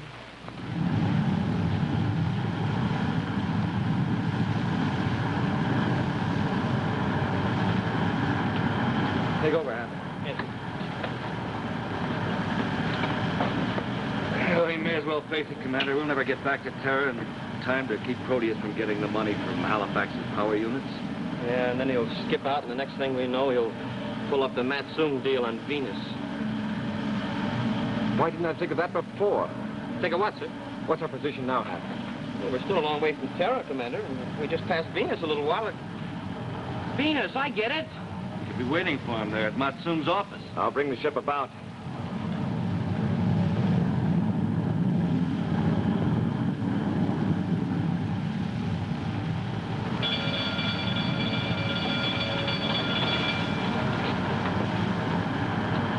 Hey, there's a break, sir. There's a ship out there, a Space Patrol ship. That is a break. Hap. Yes, sir? Get into a spacesuit as fast as you can. Go in the outer hull and contact that ship with your suit's spacerphone. They can relay the information about Proteus. I'm practically outside right now, sir. I'll put alongside. What a beautiful sight.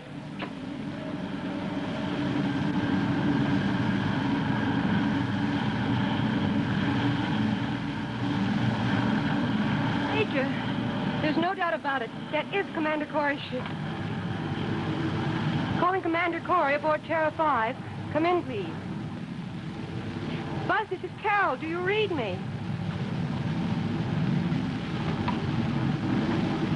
Major, they're bearing down on us.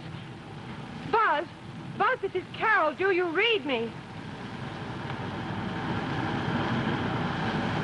There could only be one answer to this, Major. Someone else must be in command of Buzz's ship. They're trying to get closer to us. Maybe they know we're carrying all that money. Order them to stand off 10 DUs, or we'll fire. space cruiser T-26 to Terra 5. Standoff, 10D user will fire.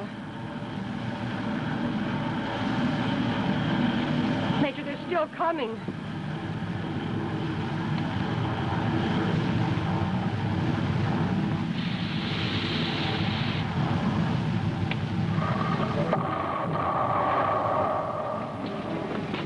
Blazes, they're flying across our bow.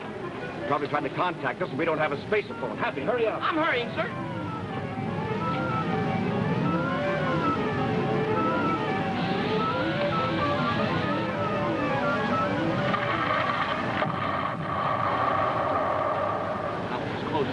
I'm on my way, Commander.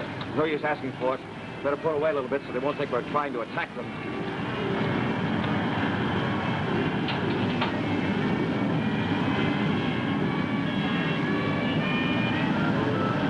They're coming about and pulling away. Well, that settles it. There is something wrong on that ship. We're going after them, Major.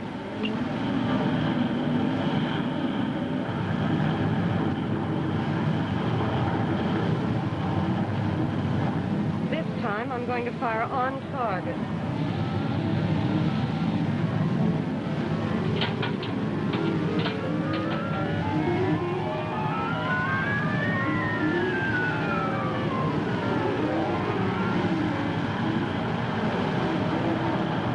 Come on, Happy boy, hurry, hurry.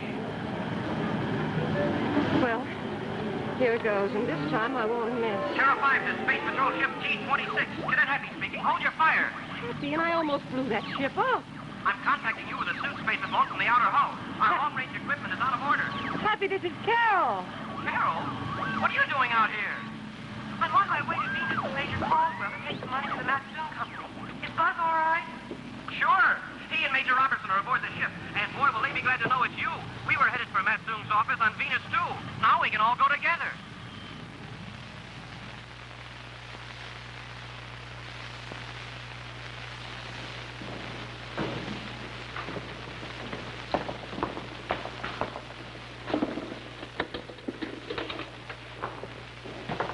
I better hurry and get into the disguise of Matsoon before they get here with the money. I wonder who that could be. I'll answer and find out. Mr. Matsoon's office. Yes. Oh, yeah, they're here already. The major, the girl, and the money. Have them come in. I can still make an appearance as Matsoon.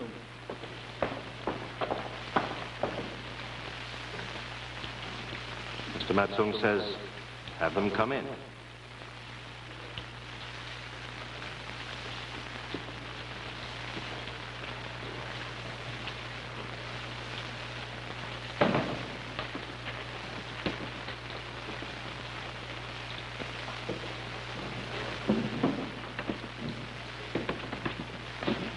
Put those right down over there, close to the wall. Good. Mr. Matsoon will be with you in a moment. I must ask you to wait, however.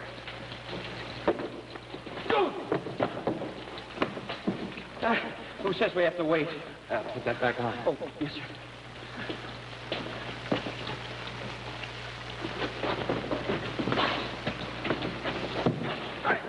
All right, Commander, you can come in now. Corry! Well, Mr. Proteus, delighted to see you again. How did you do it? How did you do it? Well, it's a long story, Proteus, but you're going to have a long time to hear it. The lights! Watch Proteus!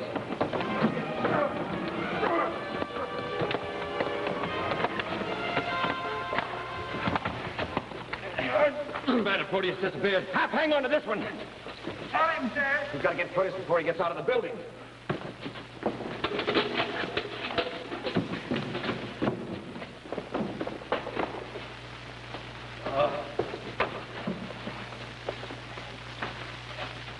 I think you'll have to admit, Marco, I'm still a master of disguise.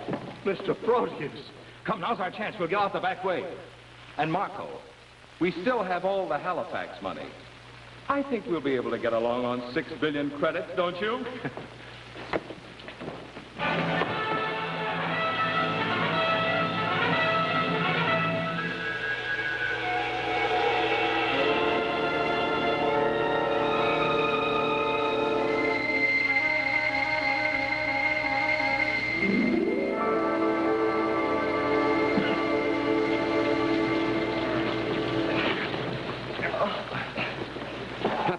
right? The rockets, what happened? I was going to ask you, what happened after I left you here to guard Marco? Me, sir? I don't know.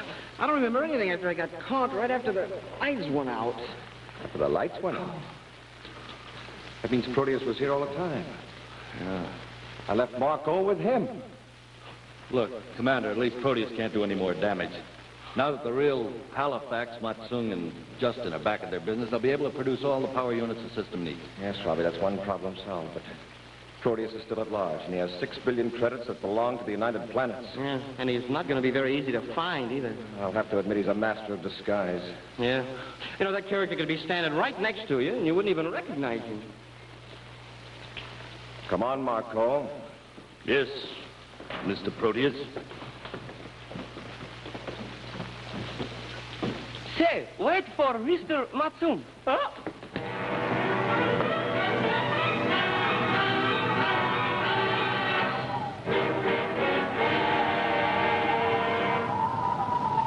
In just a moment, a preview of next week's exciting Space Patrol adventure, which will be brought to you by Nestle's Ever Ready, the instant cocoa, and famous Nestle's chocolate bar. Well, Space Patrollers, we can't tell you how the Commander and Hap are going to solve this big problem, but there's one thing you can be sure of. They'll be calling for plenty of Nestle's Ever Ready cocoa to help them with their figuring. Fellas and girls, Nestle's Ever Ready cocoa is one of the greatest tasting energy builders you can have. It's a delicious hot chocolate drink full of rich whole milk and sugar. It's got what you need for strong, healthy bodies and keen, alert minds. And nothing could be easier than making some Nestle's Ever Ready cocoa all by yourself.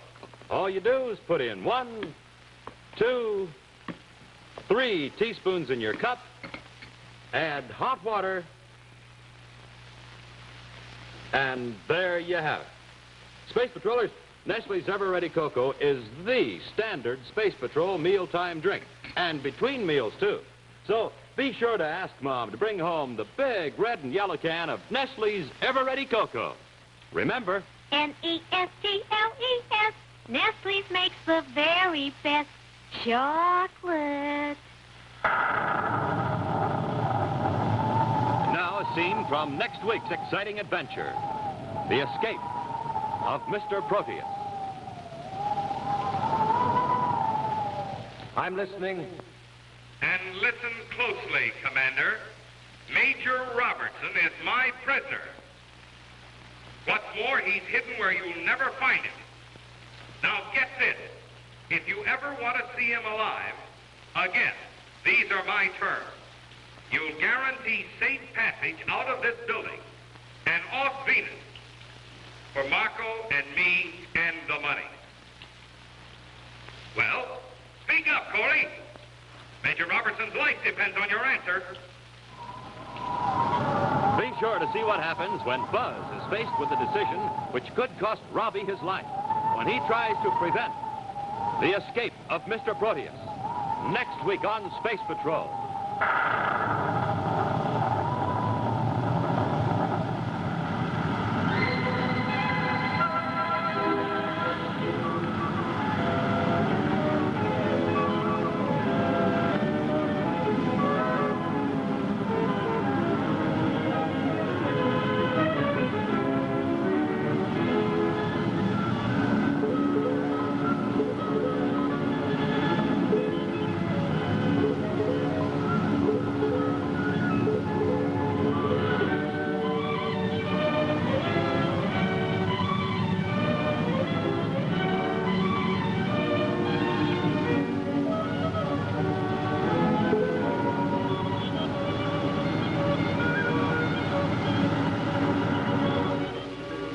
Patrol was brought to you today by the bite-sized cereals in the red and white checkerboard packages, Wheat Chex, and Rice Chex. Be sure to hear Space Patrol on ABC Radio every Saturday. Consult your newspaper for time and station.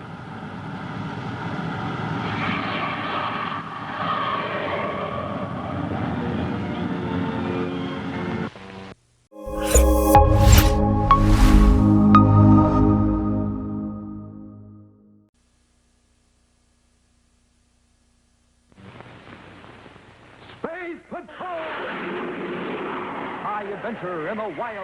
reaches of space, missions of daring in the name of interplanetary justice. Travel into the future with Buzz Corry, Commander-in-Chief of the Space Patrol. Space Patrol is presented by Nestle's Ever-Ready Cocoa in the bright red can and those terrific Nestle's chocolate bars. I'm listening. Major Robertson is my prisoner. He's hidden where you'll never find him. Now get this. If you ever want to see him alive again, you'll guarantee safe passage out of this building and off Venus. For Marco and me and the money. Now speak up, Corry. Major Robertson's life depends on your answer. Stand by for exciting action on the escape of Mr. Proteus in just one moment.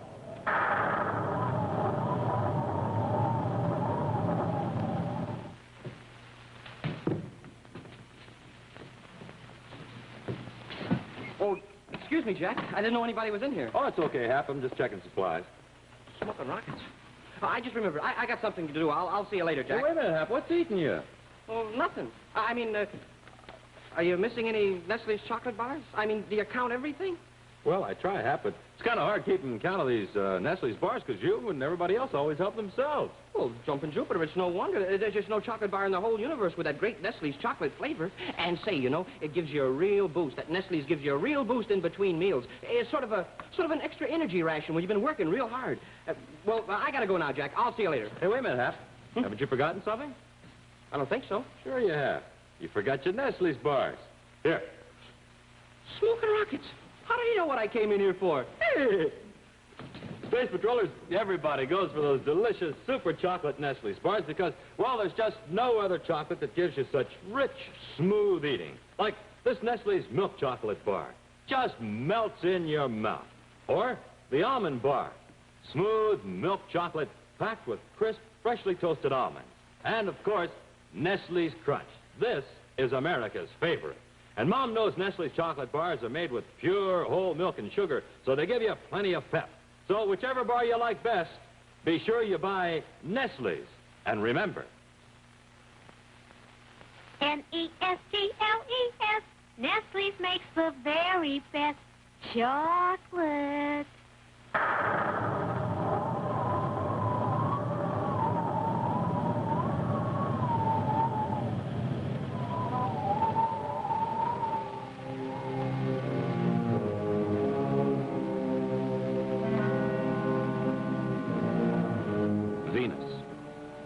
Of the Matsung Atomic Products Company.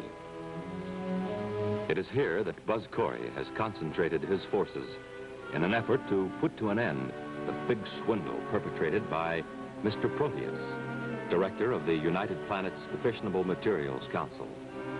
It is here, on Venus, in Matsung's office, that he cornered the wily Mr. Proteus, only to discover that he had slipped through his fingers again by employing another disguise.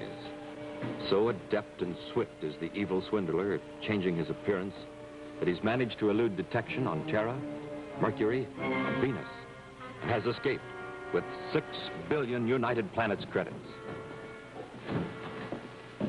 6 billion credits. Smoking rockets, Commander. I didn't know the United Planets had that much money. There's 6 billion less if we don't find Proteus. Commander, I checked with Major Caldwell. He set up an airtight security at the spaceport. Proteus will never get off Venus. Good. Did Carol go with him? Yes, sir. Oh, and they put the Matsung money in a safe place, too. Oh, what a slippery character that Proteus is. You know, he could be standing right next to you and you wouldn't even recognize him. See, right now, I can imagine I hear his voice. It's not your imagination, Happy. All right, Proteus, what's on your mind? Before I left Venus, I wanted to thank you for the use of your guard's helmet in making my escape. And I wanted to tell you goodbye, Commander. I'll be blasting off in a few seconds. Oh, it's very interesting. How does it feel, Corry? How does it feel to know that I've escaped right from under your nose again, Robbie? Yes, sir. Let's increase the guard around this building. We'll throw a cordon around it so tight that we can't even get out. But, Commander, shouldn't we be headed for the spaceport? I mean, if Proteus is about to blast off, well, shouldn't we stop him? He's not at the spaceport, Happy. But, Commander, he just said I don't care what he said. With Major Caldwell commanding the forces there, he doesn't have a chance to blast off. Well, then where is he? Right here in this building. How do you know that? He just told me so. Huh? That call was another Proteus trick to draw us away. Can you think of any reason why he'd want us to leave here unless he were still here himself? No, sir, I think you're right. Sure. Hiding out in the last place you'd expect to find him. That's Proteus, all right. And I'll bet he's got Marco with him. I'll check the outside guard right now, sir. Go on, Robbie, make sure the building's cleared of all personnel. Got it. Oh, and send in a couple of squad leaders right away. Yes, sir. Now, wait, Happy, you stay here with me. We'll set up headquarters right here in Matsung's office. Take your squads and conduct a thorough search of every room and office in this building. You start with the first floor, work your way up. You start with this floor and work your way down, that's all. Yes, sir. Gee, Commander, I wonder where they could be hiding. This is an awful big building.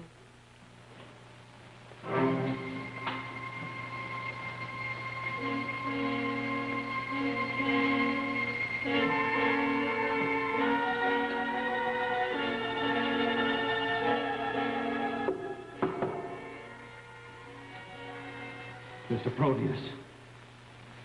Mr. Proteus. Yes, Marco, what is it? It didn't work.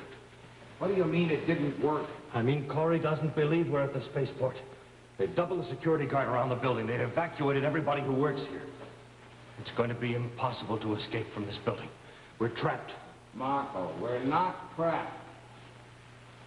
The place is swarming with security guards. Ah, yes, but we have a friend who's going to see that we get out. Friend? Who?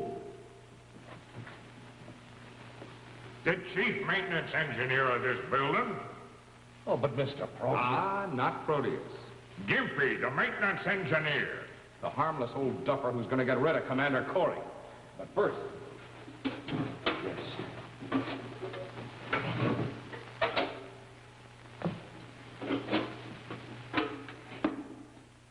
Hide that money where I told you to. We can't have them finding that.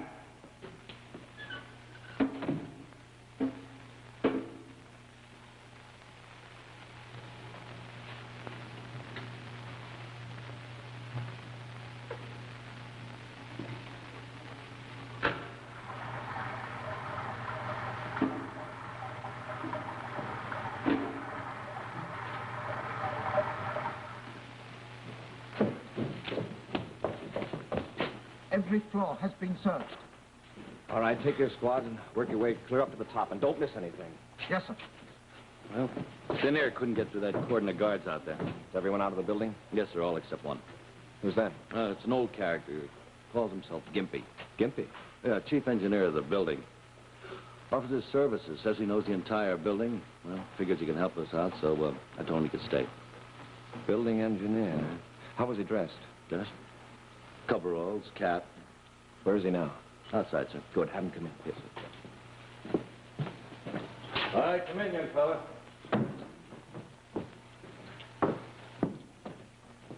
I'm Commander Corry, Mr. Just call me Gimpy, Captain. It's on account of my leg. Hurt it 10 years ago, right here on the job. Seems like only yesterday, though. Never forget it. I was climbing around on top of the atmosphere plant washing tank. That's where we keep the water for washing. Excuse me, Gimpy, I'd like to ask a favor. As I say, the water is used for cleaning the air as it...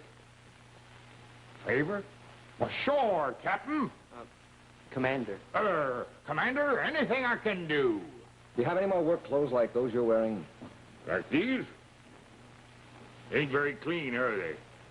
But we get kind of dirty working around in the basement. Do you have more? Sure, all my men wear them. Could you fit the three of us? Huh? Major Robertson, Cadet Happy, and me. Can you fit us with work clothes like you and your crew wear? Well, why didn't you say it's what you wanted? Of course I can. Got a whole storeroom full of them down in the basement. Robbie, go with him. Bring back the outfits. Yes, sir.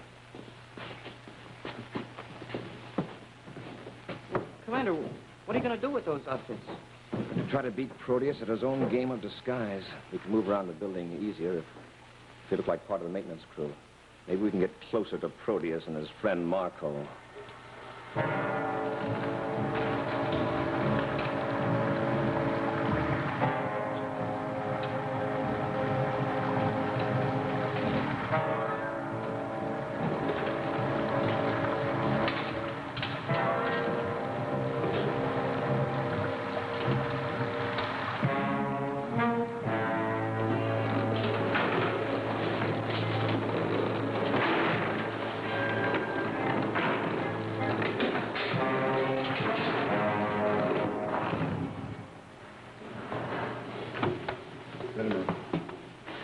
What was that? Didn't hear nothing? Sounded like it came from there, the atmosphere washing plant. Oh, it was probably just the sound of the water. There's a big water tank in there, 30 feet deep. You mind, I was telling you, that's where I hurt my leg.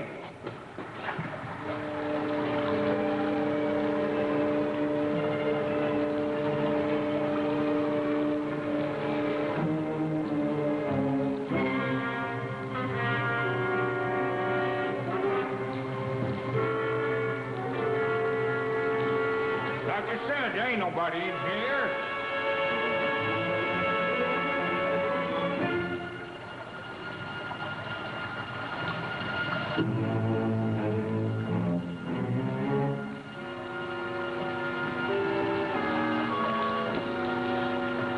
Must have just been the water. It sounded more like footsteps.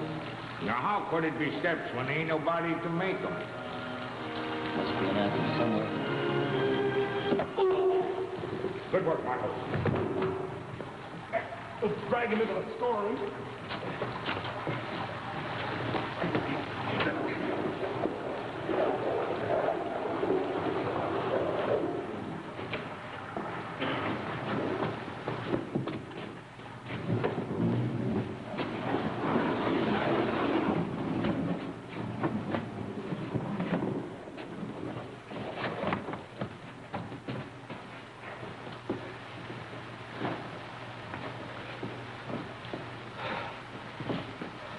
These ought to do for the commander. What are these for? Commander Corry and his cadet. Yeah. And these ought to just about be right for the cadet. Yeah, it's a pretty good fit, Commander. How's yours? That'll do. Yeah. Here, try these. Skippy, where did you say Major Robertson was? Oh, he thought he heard a noise.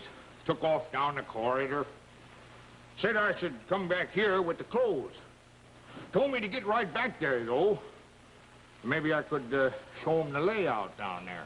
All right, thanks. Oh, glad to be a help. Maintenance Engineer Happy reporting for duty, sir. Where do we start? Well, The entire building has been covered. Nothing remains but the basement. there's your answer, Hap. The basement? Yes. Maybe Robbie is on the track of something. Let's go. Corry! This is Proteus. Listen. And listen carefully. I'm listening. Major Robertson is my prisoner. He's hidden where you'll never find him. Now get this. If you ever want to see him alive again, you will guarantee safe passage out of the building and off Venus. For Marco and me and the money. Now speak up, Corry. Major Robertson's life depends on your answer.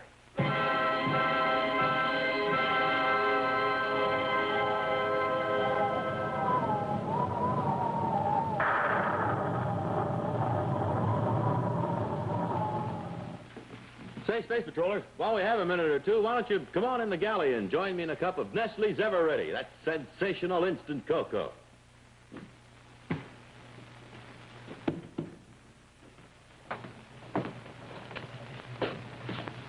You know, there's nothing in the universe that can match this rich, smooth, honest-to-chocolate flavor that makes Nestle's Ever Ready such a big favorite. And say, isn't it keen the way you can make your very own cup of Nestle's Ever Ready anytime you want it? Sure you can. Simple. Simple as 1, 2, 3. You just put 1, 2, 3 teaspoons in your cup, add hot water, and you're all ready to enjoy the greatest cocoa you can make.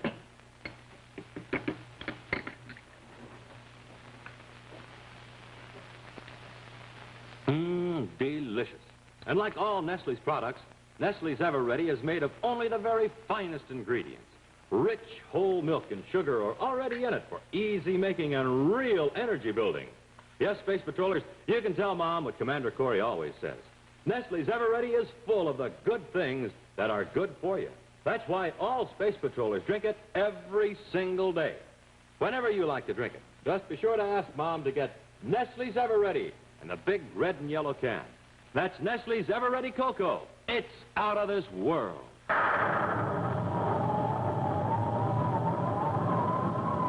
now back to Space Patrol.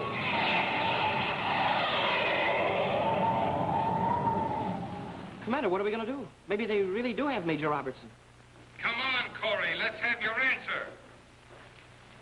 Proteus, this building is completely surrounded. You know as well as I do you haven't a chance to escape.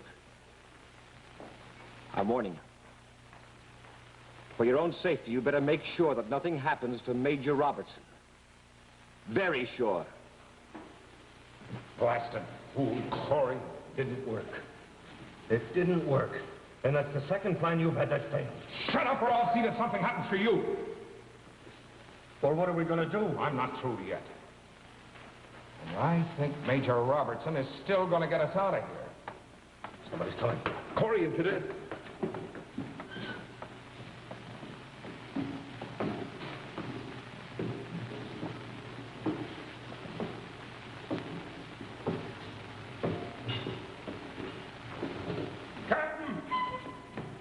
Glad to see you. What's up? In there. Heard somebody talking at first. Then it sounded like a fight.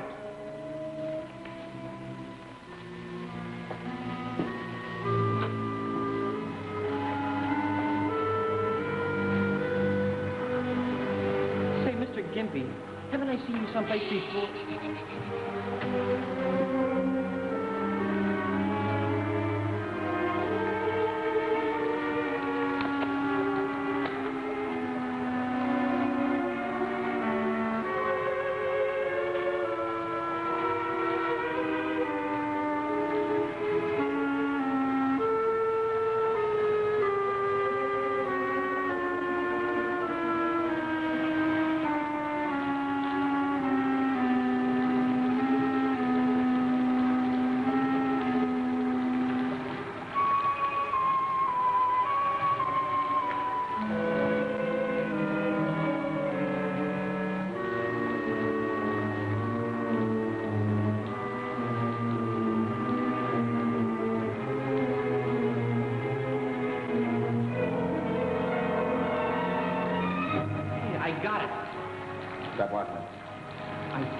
Mr. Gimpy someplace before, but I hadn't. He just reminded me of somebody else. Ben, the watchman at the Halifax plant. Happy, all right? Sure. I knew I'd think of it before very long. Commander, Ben was... Yes, I think. Ben, the watchman, was actually Proteus in disguise. Well, then that means that... That means we've been talking to Proteus again without knowing it. And he even helped us. Smoking rockets, a lot of good of these disguises are doing us. He was the guy that gave them to us. Hey! We got work fast. Got the rope. Take his coats off.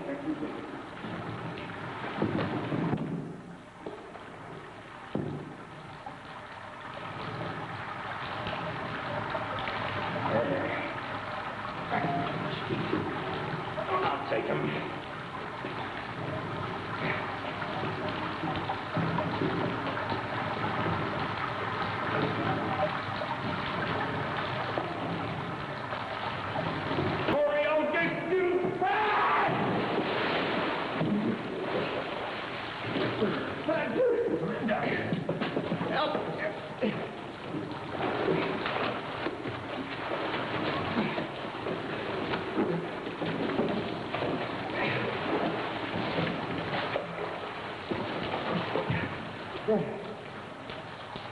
Watch Marco.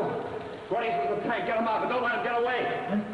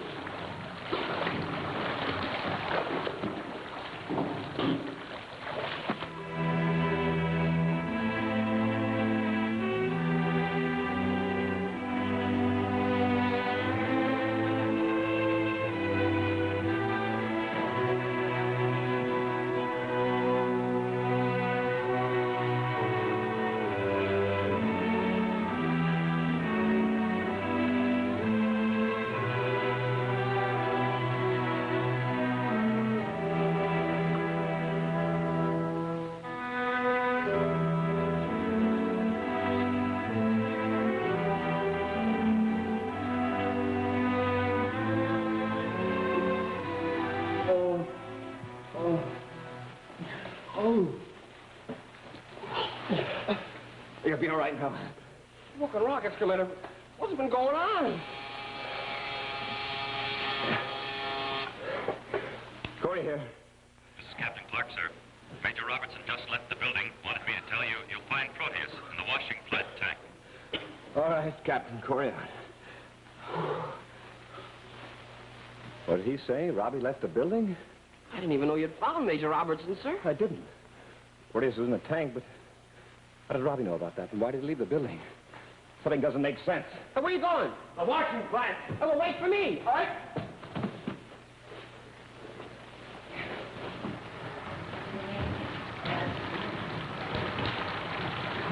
God, what in blazes? Proteus!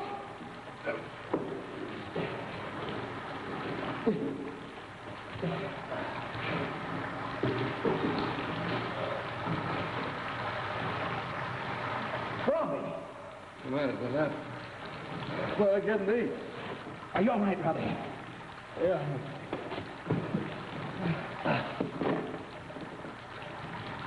I wonder.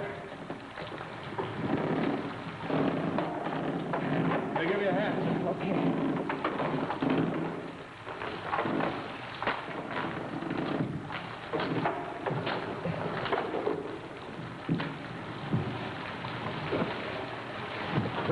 Commander, what's going on in there? Hang on to it. Snap, I found Robbie and the guard I left here. They were both knocked out. Also found the 6 billion credits. Now I really am confused. I think it makes sense now. This, after the captain called me.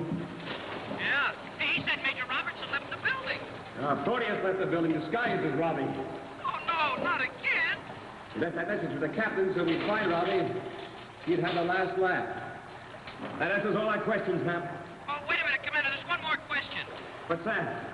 Will you come back here and untie me now?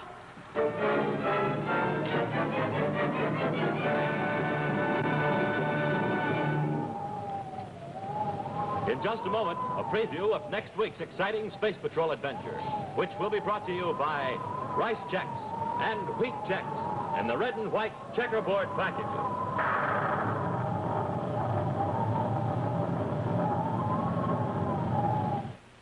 Have you tried Chex? Man, oh man, what cereals. Tops. And how? Tops for taste. Right, Hap? And Chex are bite-sized, too. Just the right size for a spoon. So they're tops for size. Right, Hap? And hey, Chex are tops for get up and go. Yeah, a good breakfast of rice checks or wheat checks and Zoe, you're on your way. Right, Hap? See what I mean? Hap's already on his way. So, Space Patrollers, try Chex today. This is Rice Chex, crisp, shredded rice biscuits you'll really go for. This is Wheat Chex, keen and delicious shredded whole wheat. So come on, gang, try Chex today. Tops for taste, tops for size, tops for get up and go. Don't wait. Get Chex today. Chex, the cereals with the free Space Patrol trading card inside.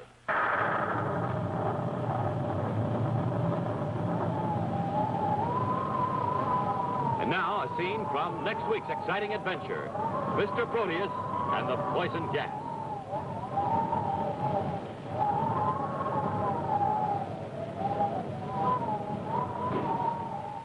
You see this, Corey? There's enough explosive here to blow this compartment to bits, to make a real mess of it. And of anybody who happens to be in it, your cadet is gonna be in it. Unless you take me to the place where you hid that money right now. Well, Corey, is it a deal? Speak up. The cadet's life or the money? Which is it?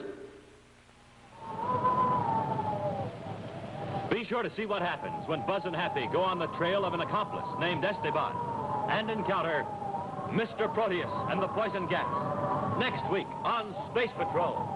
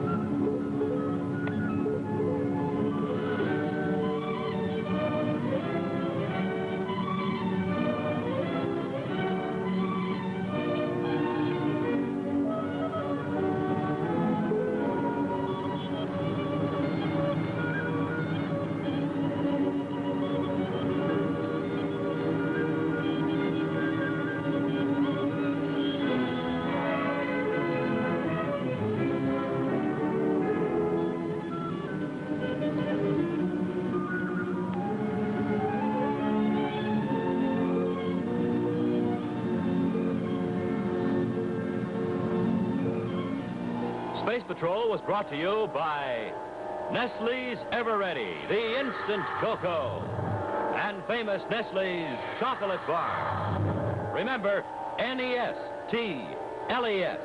Nestle's makes the very best chocolate. Be sure to hear Space Patrol on ABC Radio every Saturday. Consult your newspaper for time and station.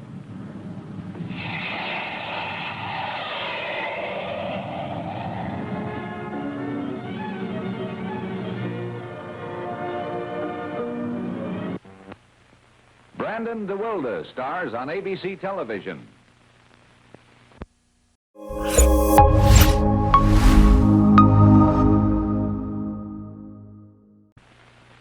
Space Patrol! High adventure in the wild, vast reaches of space. Missions of daring in the name of interplanetary justice. Travel into the future with Buzz Corry, Commander-in-Chief of the Space Patrol. Brought to you by the Checkerboard Super Cereals, Wheat Chex, Rice Chex, and Good Hot Ralston. Hey, Commander, the space phone blew.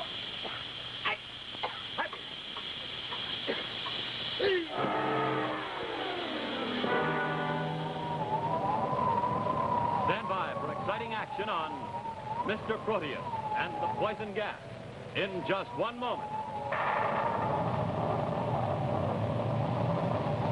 What's tops for taste, size, and get up and go? Well, watch your screen for the answer. Here it is, Rice Chex. Delicious bite-sized Rice Chex. See what they're like? Little pillows of golden shredded rice. Bite-sized biscuits that taste real crisp and wonderful. And say, for the get-up-and-go you need to be one of my very best Space Patrollers, eat a good breakfast of Rice Chex. Try them. You'll like them. Right, Jack? I'll say. And one reason is this. Rice Chex are toasted 3 times. Toasted once to make them super. Toasted twice to make them extra super. And toasted 3 times to make them Super George. Try them, huh? Rice Chex. And say, for a bite-sized whole wheat treat, try Wheat Chex. Remember, Chex are tops for taste, tops for size, tops for get up and go. And look, Space Patrol trading cards. You get one free in every package of Chex. So, gang, what's the cereal for you and you and you? They're in the red and white checkerboard packages. You said it. Rice Chex, Wheat Chex. Hop, hop, hop. Look where this bunny landed. Right in the middle of a keen-tasting salad. It's the Funny Bunny Salad, featuring cling peaches and cottage cheese with crispy, crunchy rye crisp to make it taste even better. Have Mom get the free Funny Bunny recipe and these 3 delicious products at her grocer's today.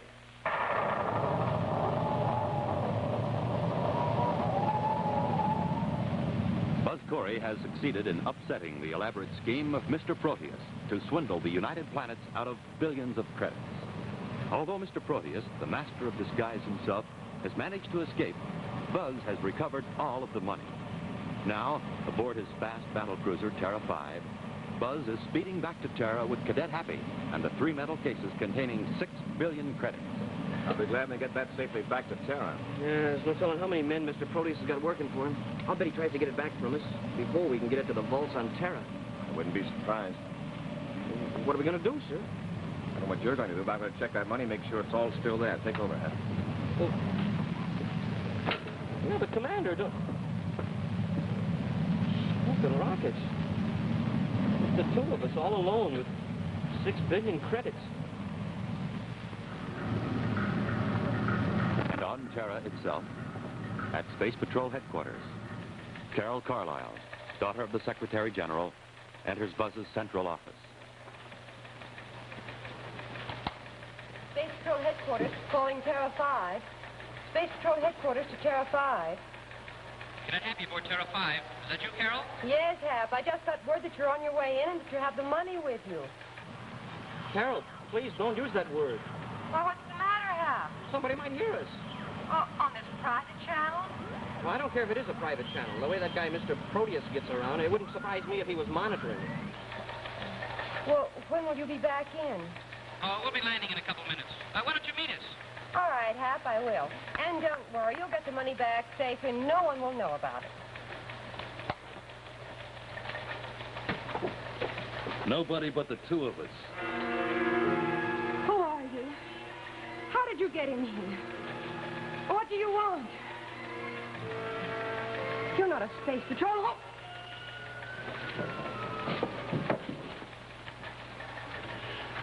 Try that again, it'll be the last sound you'll ever make. Now, you and I are going to keep each other company until Corry gets here with the money. I know who you are. Disguise doesn't fool me. If you're Proteus, that's who you are, Proteus.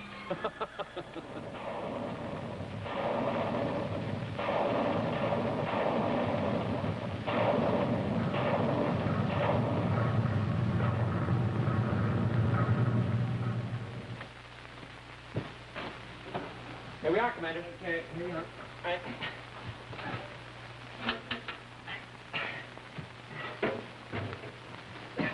Let's go.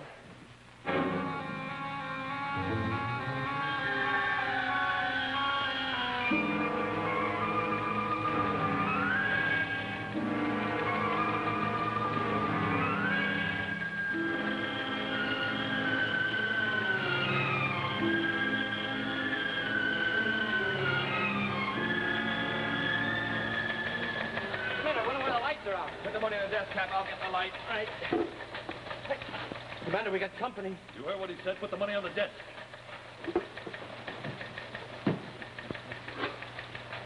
Carol. Well, what about this one? I'll take that one. Fine. Hey. Nice work, Commander. Watch him, Hat. Are you all right, Carol? Oh, yes, Buzz, but I was so worried. I couldn't warn you. Proteus was here when I came in the office. He heard me talking to Hap on the spaceophone. Proteus? Sure, that's Proteus, all right. All right, Mr. Proteus. You thought you could fool us again with one of your disguises, huh? I'll admit you had us guessing a couple times, but not this time. No, sir. Not with that phony nose. Commander, that nose is real. This isn't Proteus. All right, where is Proteus? Where's he hiding? Happy, come here.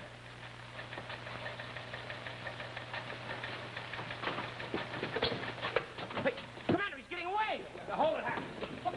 But, Commander, he's got one of the boxes, the money. You've got to catch him. Let him get a head start. Head start? Commander, you sound like you wanted him to get away. I did. That's why I called you back. Now we can follow him. Maybe he'll lead us directly to Proteus. Sure. Why didn't I think of that? Buzz, you're risking all that money. There must be 2 billion credits in that one case. Speaking of money, you stay here and watch the rest of it. Come on, Happy. Oh, Buzz, come back. You can't reach.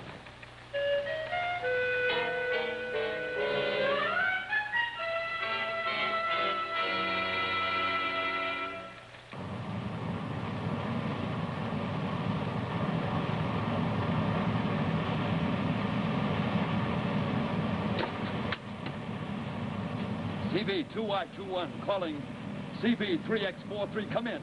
Esteban calling Proteus, come in.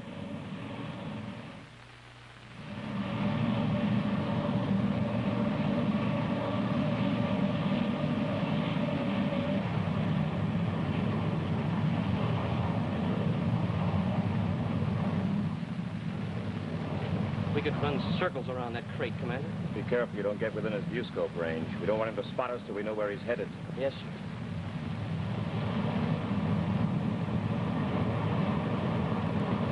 But Mr. Proteus, I barely managed to get away with one of the money cases. We'll discuss the matter further when we rendezvous in space. You know my position. I'm waiting for you. I'll be coupling to your ship in a matter of minutes.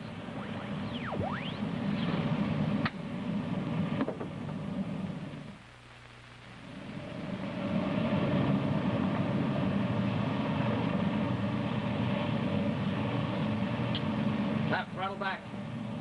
That's it, all right. I'll rendezvous in space. He's lowering his magnetic coupler to another ship right now.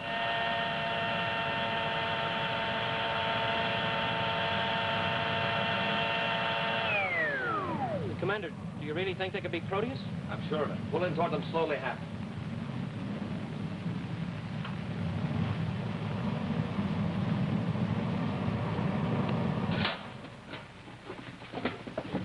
It's about time. I hurried as fast as I could.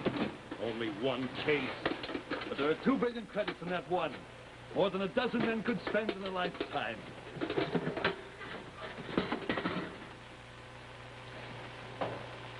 You stupid, blundering fool.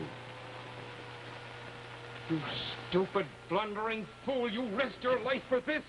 Oily rags, flight report cards, printed circuits, supplies from a first aid kit. Junk, nothing but junk. I don't understand. Well, then I'll explain it to you. Commander Corry aboard Terra 5, moving spaceship number CV3X43. Come in. He's here. He's standing off a few hundred feet. What are we going to do? Shut up, let me think. We know you're there, Proteus. You're under arrest. Stand by to be boarded. Let me warn you. Any tricks and you'll take a missile. He's phoning this ship, not yours. That means this is the one he'll board. But we'll be up in yours when he does. But what good will that do? My ship can't outrun the Terra 5. No?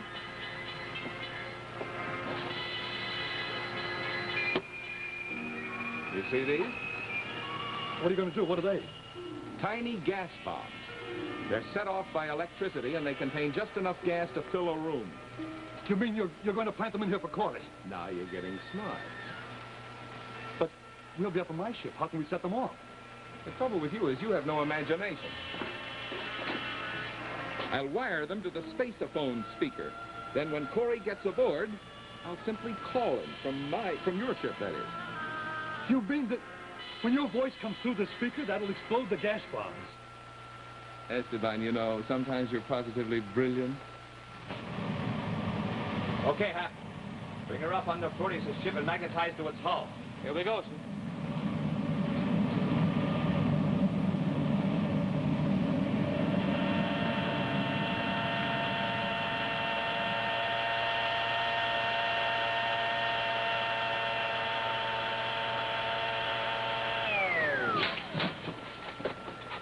He's magnetized to our hull. Oh, He'll be coming aboard. That's all right. We're all finished. We've got plenty of time. They're just coming through Terra 5's hatch now.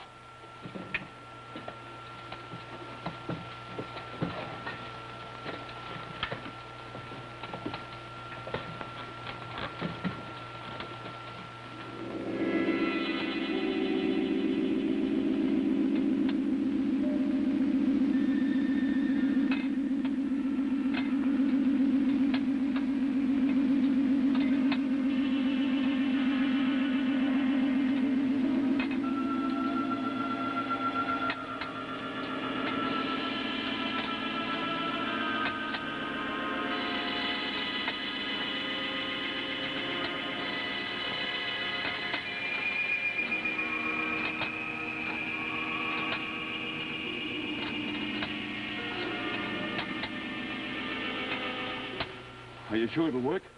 Of course I'm sure. A few seconds after Corry hears my voice, those gas bombs will go off.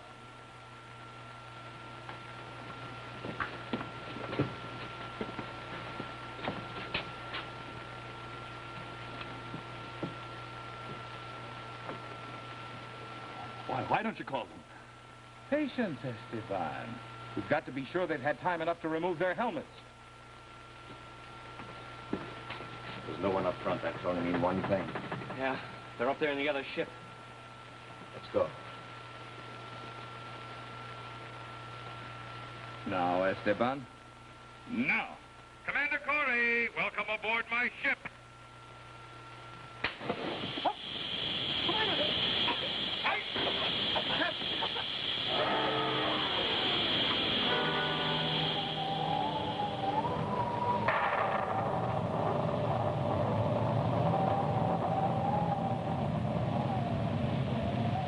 You know who this is, fellas and girls?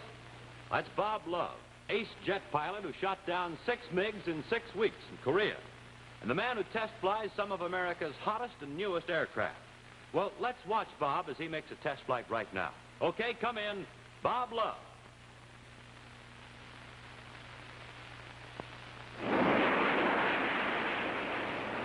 Here is America's most heavily armed fighter interceptor, the Air Force Scorpion F-89D, produced by Northrop Aircraft, Hawthorne, California. I'm Bob Love, test pilot on the Scorpion. Now let's take a look at it peeling off at high altitude. In those wingtip pods, the Scorpion carries a whale of a lot of rocket firepower. Its speed is over 600 miles per hour. Length is 53 feet, wingspan 56, weight a big 20 tons. You know, a fella has to be in top condition to test fly a fast aircraft such as the Scorpion. And that's why I always make it a rule to sleep well and eat well. So, for breakfast, I pick a cereal like Rice Chex or Wheat Chex. They're chock full of energy and really taste good. You'll like them. No other cereal, puffed or flaked, contains so much nourishment in such concentrated bite-sized form. Rice Chex, Wheat Chex. Make sure you keep yourself ready for action the way Bob Love, Chuck Yeager, Bill Houghton, Tony LaVere, and lots more famous test pilots do. Eat Wheat Chex and Rice Chex every morning. The cereals that are tops 3 ways. Tops for taste, for size, and for real get up and go. That's Chex, wheat, or rice. Remember, they're tops with America's top pilots.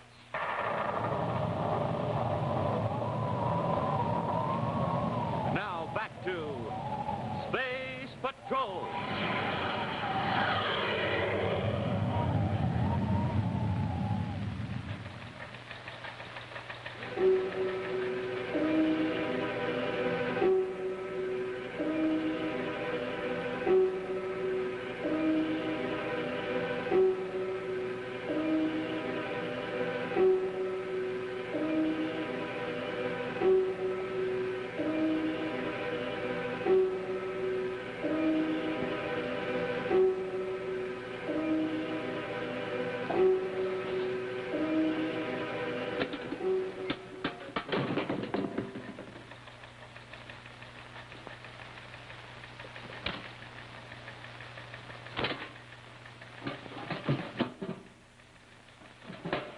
That's Buzz Corry.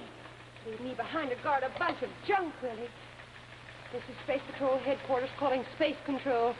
I want Commander Corry's blast-off course. Look at this, Corry. Flight report cards, oily rags, printed circuits, supplies from a first aid kit, but all from a spaceship. You switched it aboard your ship, didn't you? Did I? That money is still aboard Terra 5. Then why don't you go find it? I've got a better idea. You're going to find it for me. You won't get it that way, Proteus. Oh, maybe not. But I think I will. This way. You see that, Corry? There's enough explosive here to make a mess out of this compartment and everybody who happens to be in it. And your cadet is going to happen to be in it. Now, you're going to your ship with us.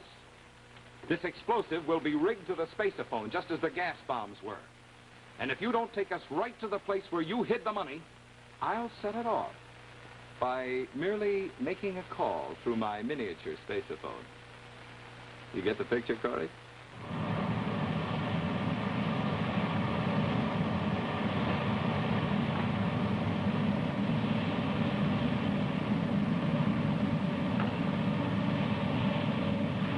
Calling Commander Corry aboard Terra 5.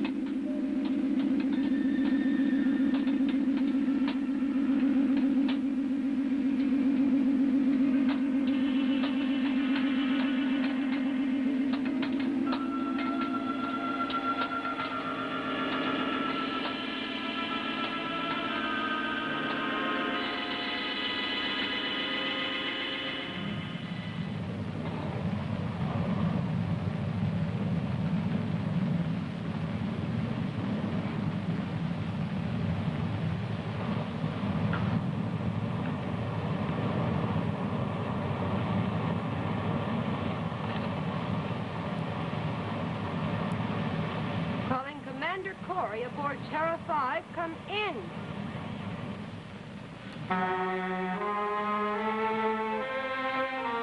Don't try anything, Corry. Just lead us to the money. This way.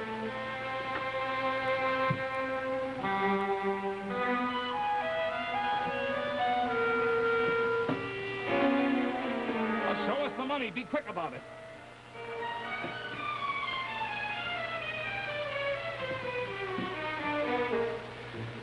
All right, it's in here. Give it to me. Give it to me. Hey, Nick!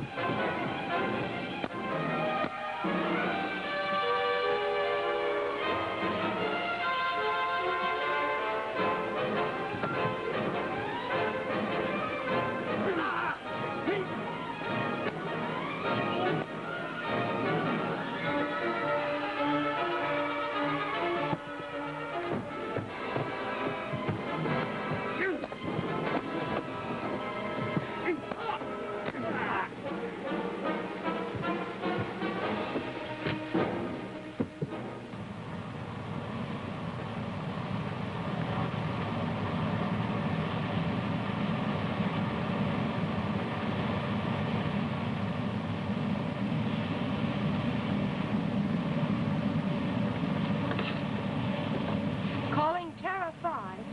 Buzz Corry, answer me.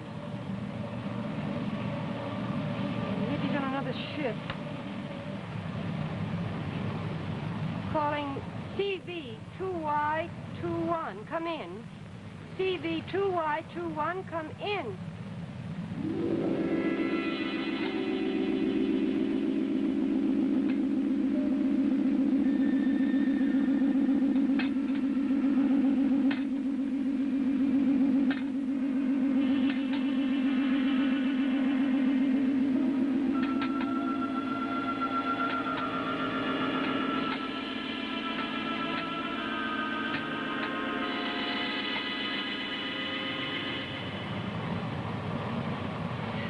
So I'll try another ship.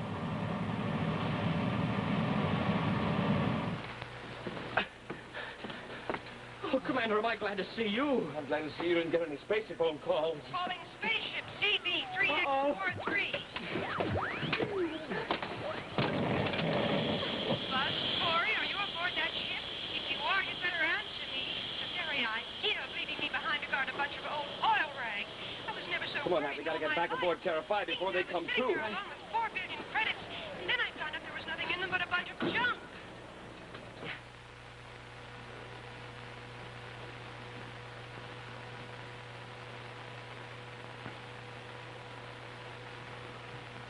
Esteban, snap out of it.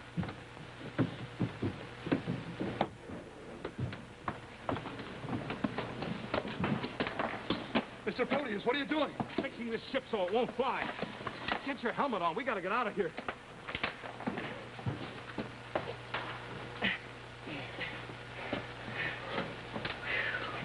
Here, hang on to this. Hey. Smoking rockets, Commander. That's where the money is. Hey, if you don't mind my saying so, that sure is a suitable place to hide it.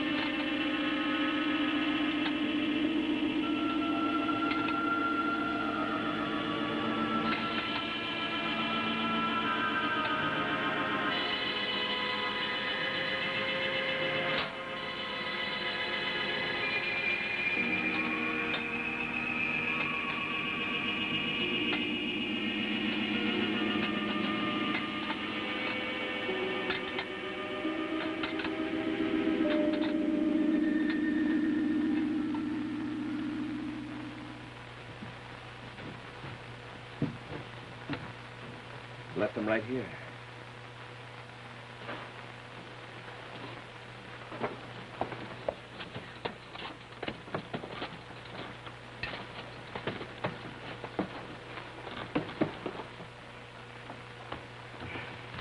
I wonder where they could have gone, sir. Uh-oh. What is it, Commander? Somehow they managed to slip around us. We got back aboard Esteban's ship. They're blasting off right now. Should go after them? Right, after them. They won't have a chance of getting away from good old Terra 5.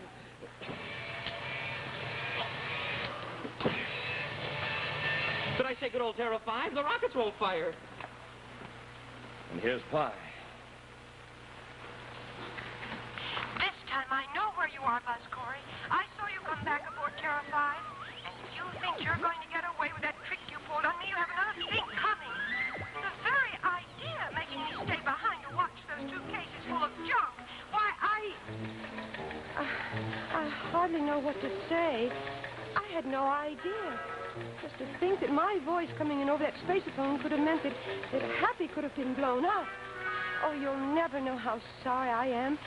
Will you forgive me, please? Well, I don't know. I really shouldn't, you know, but, well, maybe if you apologize just once more. I wasn't talking to you.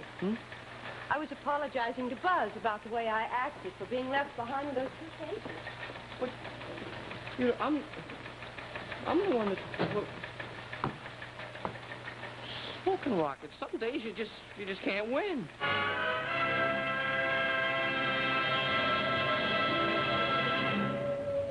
In just a moment, a preview of next week's exciting Space Patrol adventure, which will be brought to you by Nestle's Ever-Ready, the instant cocoa, and famous Nestle's chocolate bar.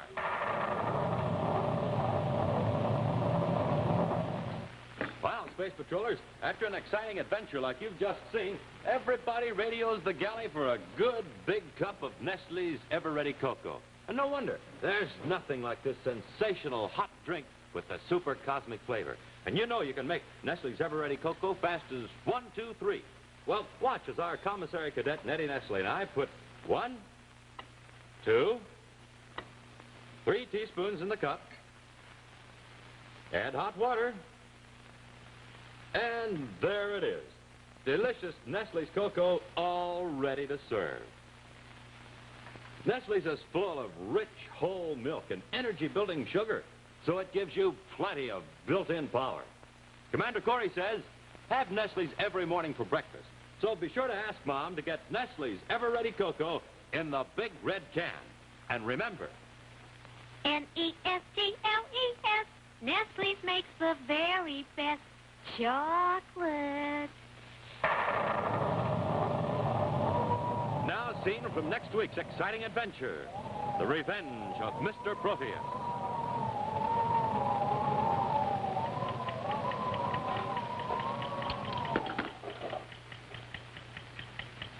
Smoking rockets, Commander. It's a bomb. A time bomb. And it's ticking.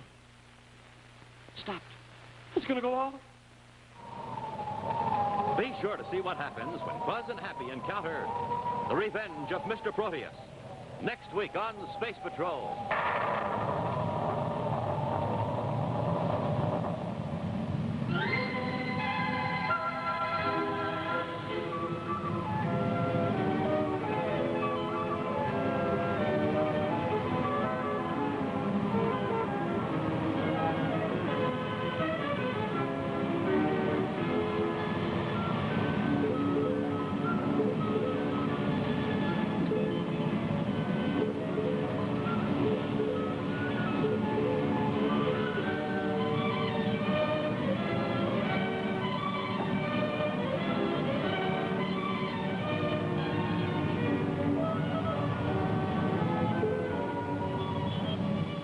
Space Patrol was brought to you today by the bite-sized cereals in the red and white checkerboard packages, Wheat Chex, and Rice Chex. Be sure to hear Space Patrol on ABC Radio every Saturday. Consult your newspaper for time and station. This is the symbol of help, the Red Cross.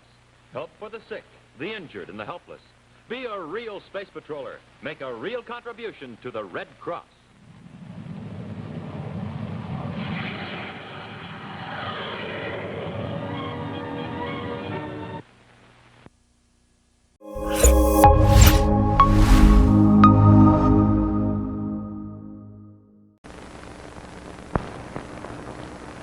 Space Patrol! High adventure in the wild, vast reaches of space. Missions of daring in the name of interplanetary justice. Travel into the future with Buzz Corry, Commander-in-Chief of the Space Patrol. Stand by for exciting action on The Revenge of Mr. Proteus in just one moment.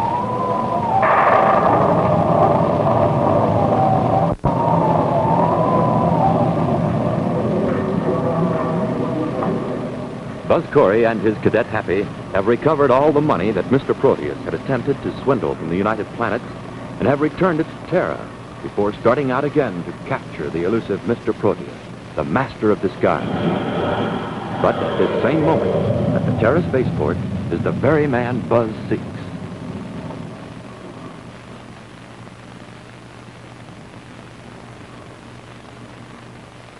Well, Mr. Proteus, this is too dangerous coming right here to Terra.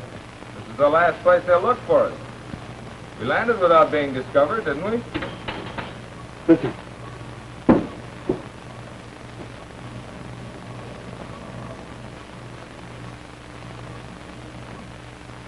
Somebody coming up the gangway. Oh, relax. I'm expecting a caller.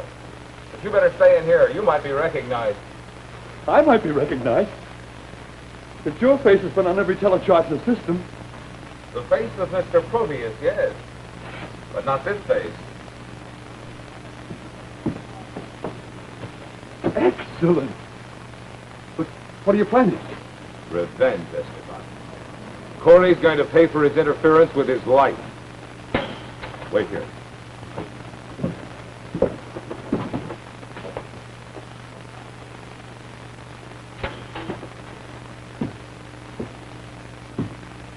What's that?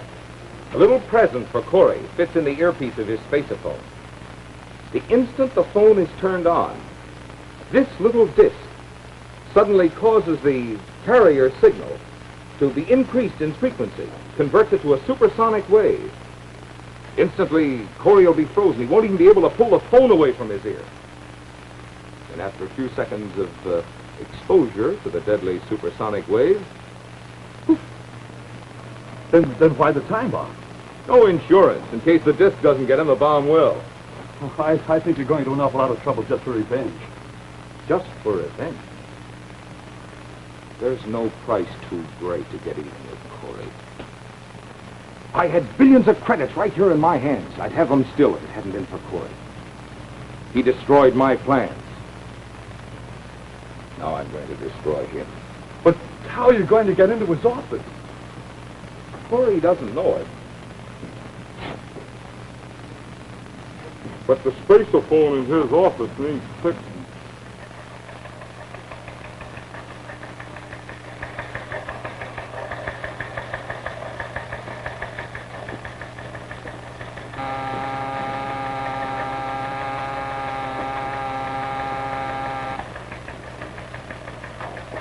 Commander Corry's headquarters. Cadet Happy here. Oh, no, he's not here right now. I expect him back in a few minutes. Well, he's right across the hall in Major Robertson's office. Something important? Yeah. Right. Sure, I'll tell him right away. Yes, sir.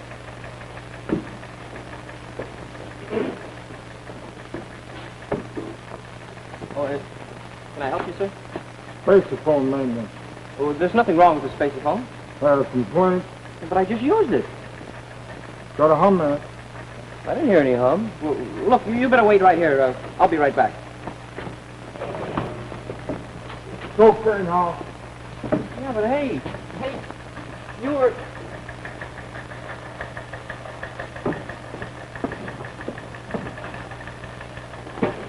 Hey, wait a minute, fellas. Hey, you forgot your toolbox.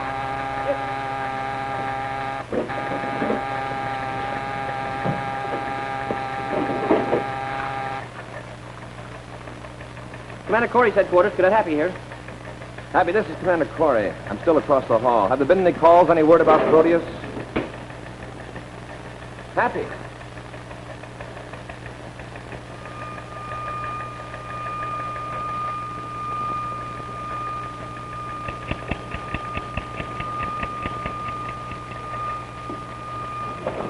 Happy, what's the matter? Happy!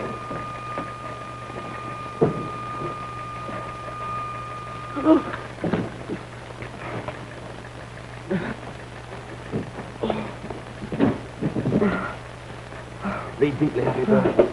Breathe deeply. Look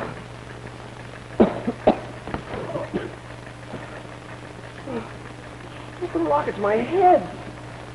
Happy, what's the matter? What happened? I don't know, Commander. I just answered the spacephone, and all of a sudden I was frozen in my tracks, and there was a terrible sound. Sound?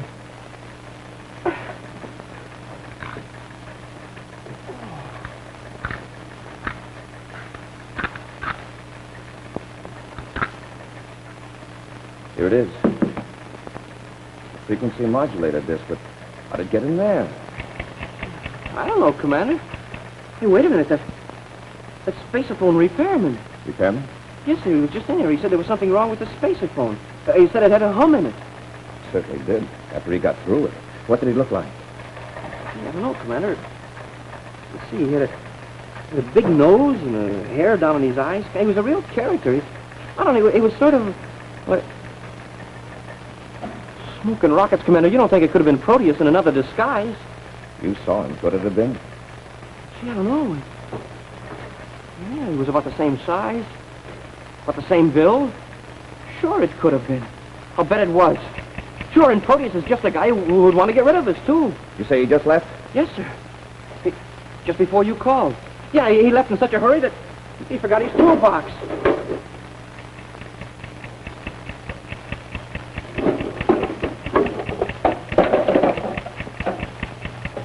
Smoking rockets, Commander, it's a bomb. A time bomb, and it's ticking. It stopped. It's going to blow up.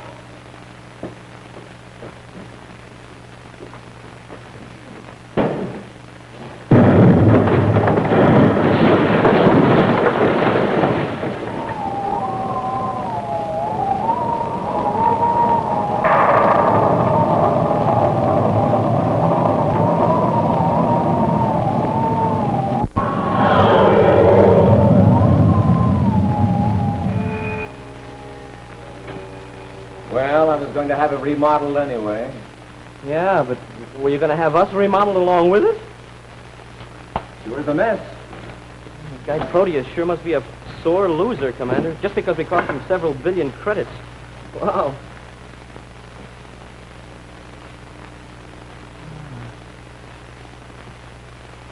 You know, Hap, might not be a bad idea if we let him think he succeeded.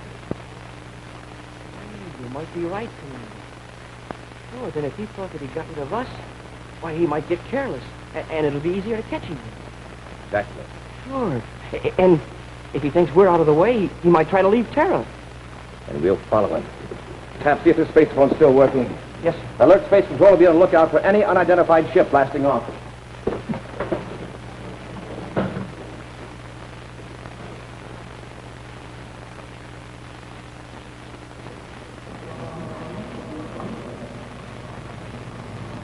Blast off without getting clearance from Space Control?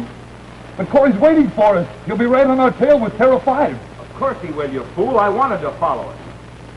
Maybe I failed to get him here on Terra. But out in space, it'll be different. Now do what I tell you. Blast off.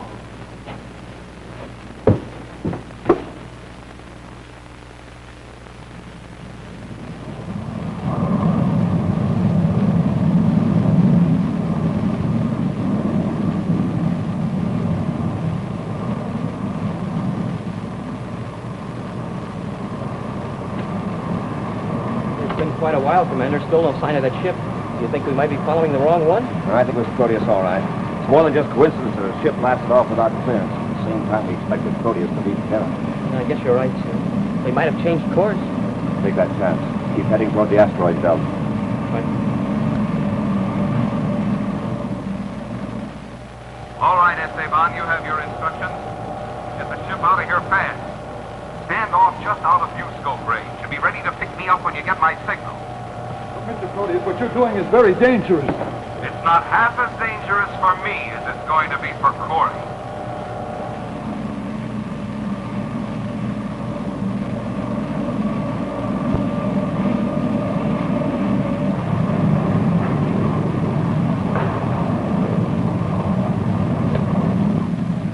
Commander, we're coming into the asteroid belt already and still no sign of that ship. Do you think they might have a hideout on one of those asteroids somewhere? You that, sir? Please help me. One rock. I'll put it on automatic U-scope control.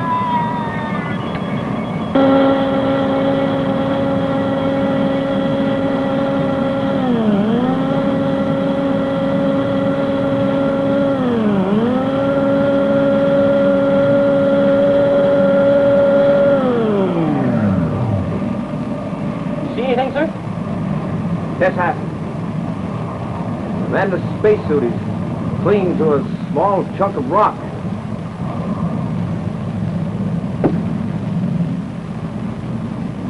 Hap, pull in under that rock. I'm going out and bring him in.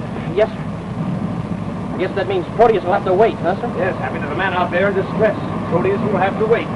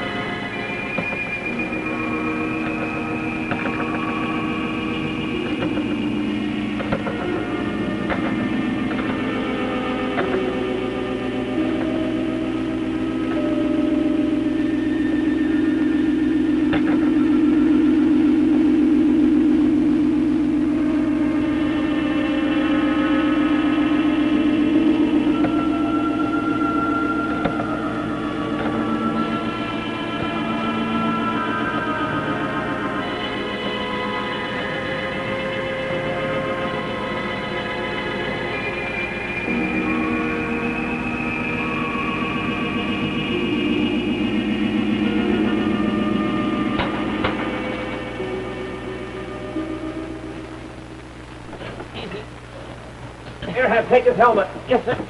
All right. Easy there.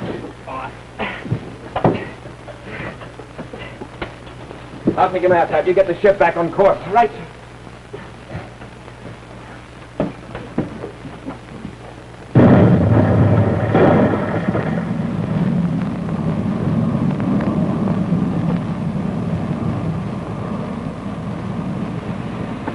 Back on course, Commander. I put it on autopilot. How's he? I think he'll be all right. We'll lock the to bring him around. You're all right now, old timer. Just your hides. No good space bombings. Leaving a man high and dry, marooned on a chunk of rock. Now, hold it. You're not on that rock anymore. You're on board a Space Patrol battle cruiser. Well, how'd you get here? Well, we heard your distress call, and the commander picked you up. Commander? Commander Corry. Reckon I owe you an apology for spouting off like I did there. Who put you on that rock? Pirates. Space pirates they was. Stole my ship. Left me marooned out there. Commander, we're approaching something. Check it, sir. Right. Reckon you could give me a hand in chasing them pirates? Sure let you get the ship back. We'll do what we can. Right now we're on the trail of a different kind of pirate. By the way, what's your name? Quick. Captain Quick. I've jockeyed freighters through these space lanes, man and boy, over 40 years. Never set eyes on a pair as low as them pirates. Commander, you better come up here right away. A space car just appeared in front of us, and it looks like it might belong to Mr. Proteus. Make yourself comfortable. There it is, Commander. Dead ahead. That's odd. After the chase they led, why would they stay out there in plain sight? Hey, Commander, do you think it might be the pirates the old man was talking about? I don't know, Hap. Something doesn't add up. Well, who is he, anyway? His name was Captain Quick. Captain Quick. Hey, don't we know a Captain Quick? Hmm? That name, Captain Quick, sounds familiar. Captain Quick. Yes, Hap. We do know him. Well, there's nothing like running into old friends and a chunk of rock out in the middle of space. Except for one thing, Happy. Captain Quick is in detention in the rehabilitation center on Terra. We put him there ourselves months ago. Oh, sure, I remember. Yeah, but who's that back there, sir? Who do you think it is, Happy? Oh, Oh, no, you don't think it's Proteus again, do you? I'm sure. We've just walked into another one of Proteus's traps. I'm afraid I have to agree with you, Commander. You just walked into my trap.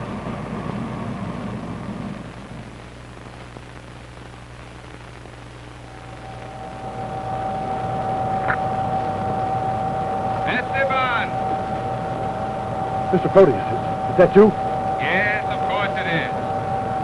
Well, everything's under control, just as I planned it. Corry and the Cadet are tied up.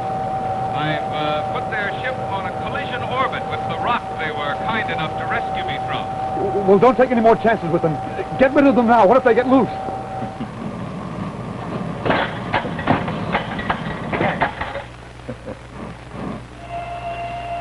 I've just smashed their rocket controls.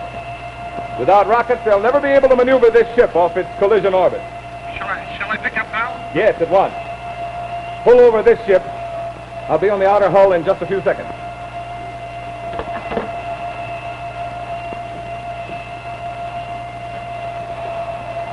Well, it's taken a long time. But you're finally going to pay for your interference.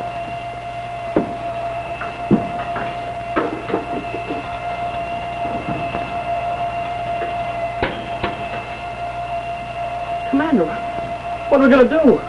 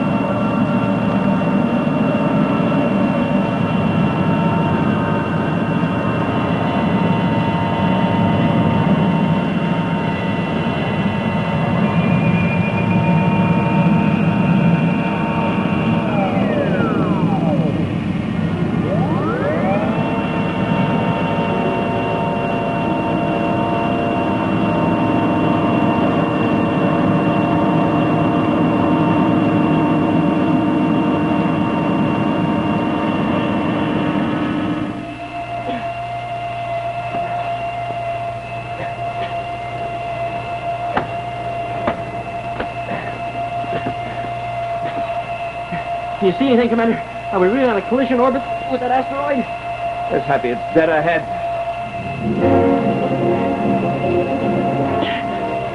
Come on, we've got to try to get out of these ropes. Yeah, but what good's it going to do, Commander? Even if we do get free, we're still on a collision orbit with that asteroid. Just going to stand here and wait for it? No, sir.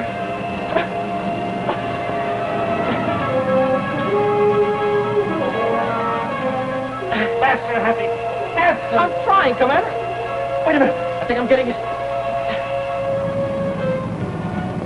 Do we have to stay here and watch it? Yes, we have to stay here and watch it. This time there's no way out for us, and I'm going to be an eyewitness.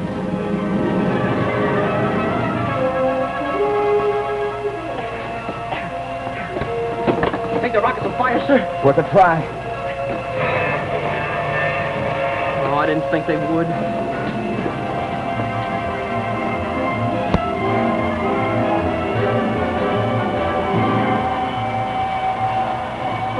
Commander. It's just a matter of seconds now. We're really bearing down on that asteroid. There's nothing to change our course. Not even a little breeze. There's one time, I'm sorry, there's no air out in space. Air. Breeze. It might work. What do you mean, sir? Come on, head back to the bunk compartment fast. Well, what are you going to do, Commander? I'll blast off that side port. Here and then. Bunk compartment will rush out. Oh, the blast might be just enough to move us off course, so we'll miss that rock. Stand back.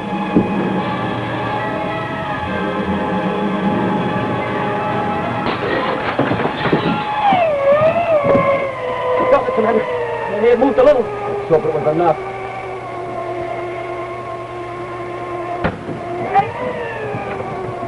We hit. Just a glancing blow. The hull isn't damaged. Packed into the spacesuit. Go up and seal off that port. And we'll pump the ship full of air, repair the instrument panel, and go after Proteus again. Proteus? No, it's me, Commander.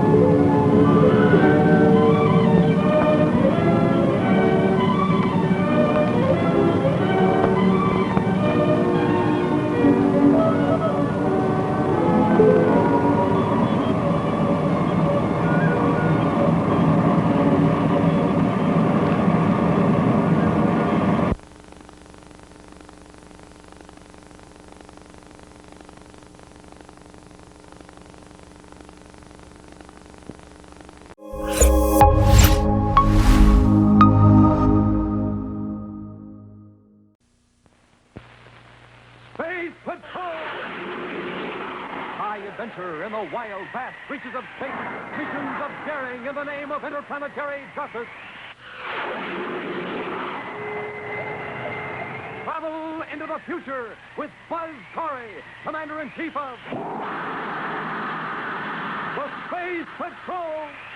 Brought to you by the Checkerboard Super Cereals, Wheat Chex, Rice Chex, and Good Hot Ralston. Look for yourself. Let's get out of here fast before he sees us. We can never outrun Terra 5. Get away from those controls. But Mr. Proteus! Rockets are firing on his ship. That means it's still out of control. Otherwise, he would have come after us before now. Esteban, stand by to fire a missile. This time, I'm going to see Corry destroyed with my own eyes.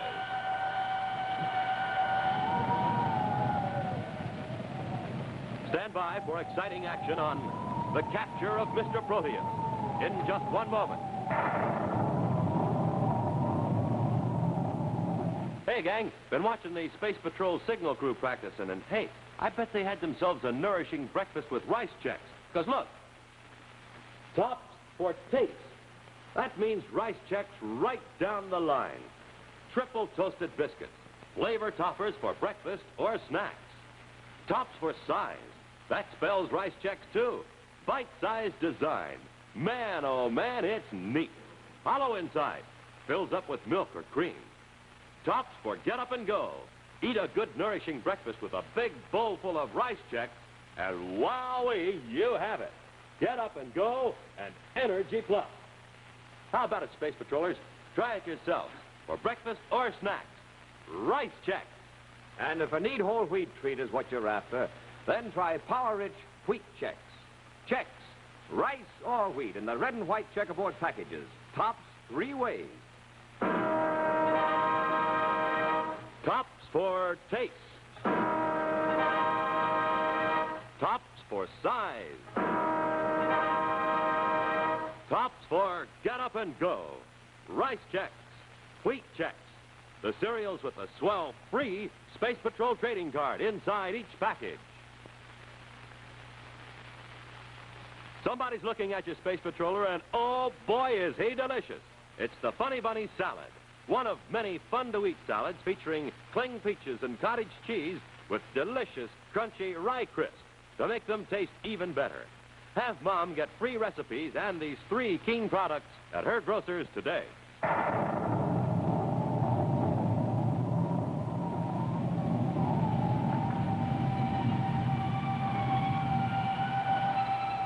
In pursuit of the master of disguise, Mr. Proteus, Buzz Corry and Cadet Happy faced almost certain destruction when their ship, Terra 5, sped out of control on a collision orbit head-on toward a small asteroid. In making his escape, Proteus had smashed the control panel of Terra 5. and Buzz was forced to shoot out a viewport, so the outgoing air would alter their course enough to miss the asteroid. Now, as their ship free falls through space, still without power, Buzz and Happy are in the sealed-off bunk compartment, using an emergency atomo battery to power the spaceophone to make an important call. I have a ship standing by, Buzz. I'll find you. Well, you may have to look around for us, but the last reading I took, we were on Space Meridian 154.8, just entering the asteroid belt. All right, Buzz. I'll find you. Don't worry. Meanwhile, we're going to try to repair the ship. Corry out.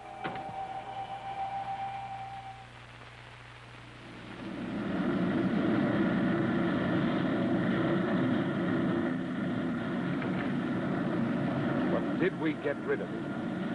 Corry has managed to survive so many traps I set for him. But Mr. Proteus' ship was without power. There was no possible way he could have avoided crashing that asteroid. Just the same, I'll only be certain when I see the wreckage of his ship. I'm going to satisfy myself that I have had my revenge.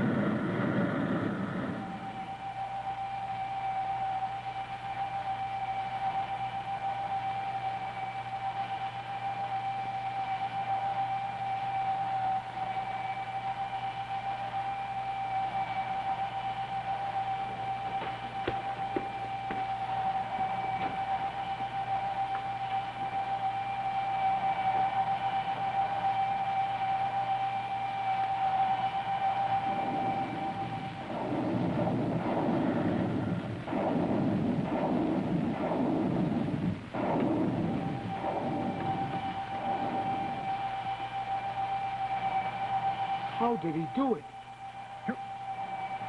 You mean Corry didn't crash? Look for yourself. Let's get out of here fast before he sees us. We can never outrun Terra 5. Get away from those controls. But Mr. Proteus... The rockets aren't firing on his ship. That means it's still out of control. Otherwise, he'd have come after us before now. Esteban, stand by to fire a missile. This time I'm going to see Corry destroyed with my own eyes.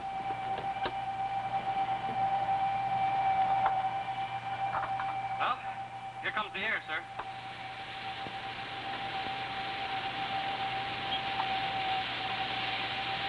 Well, everything seems to be airtight again.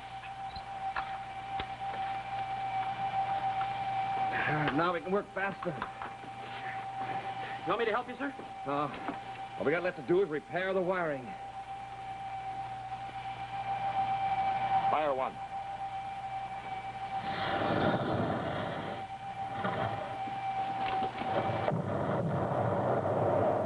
Smoking rockets, what was that? And I hope it wasn't. Proteus, he's still out there. And that missile was almost in here. Stand by to fire two. Standing by. Fire two.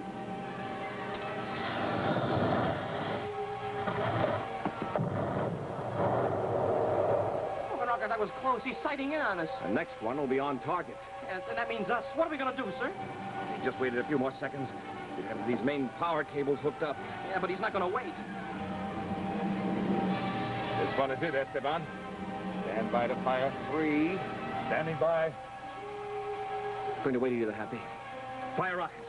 But, Commander, they won't fire. The main power cables aren't hooked up. They are now. Commander, your hand! Fire rocket! Fire three.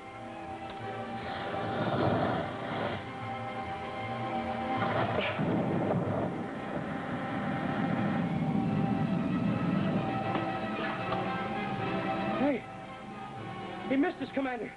You did it. Commander.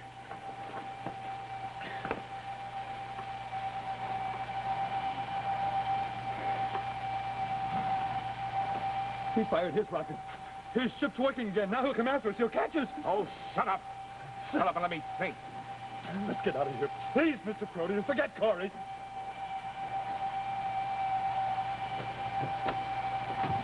Come on, sir.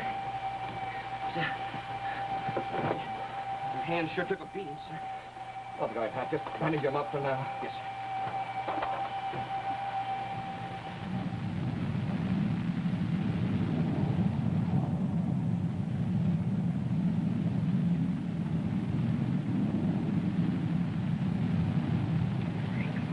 sighted your ship, Hap. There's another one standing off from you, about 15 DUs. That's Proteus. Carol, go after that ship. Your Right, cruiser can handle it easily.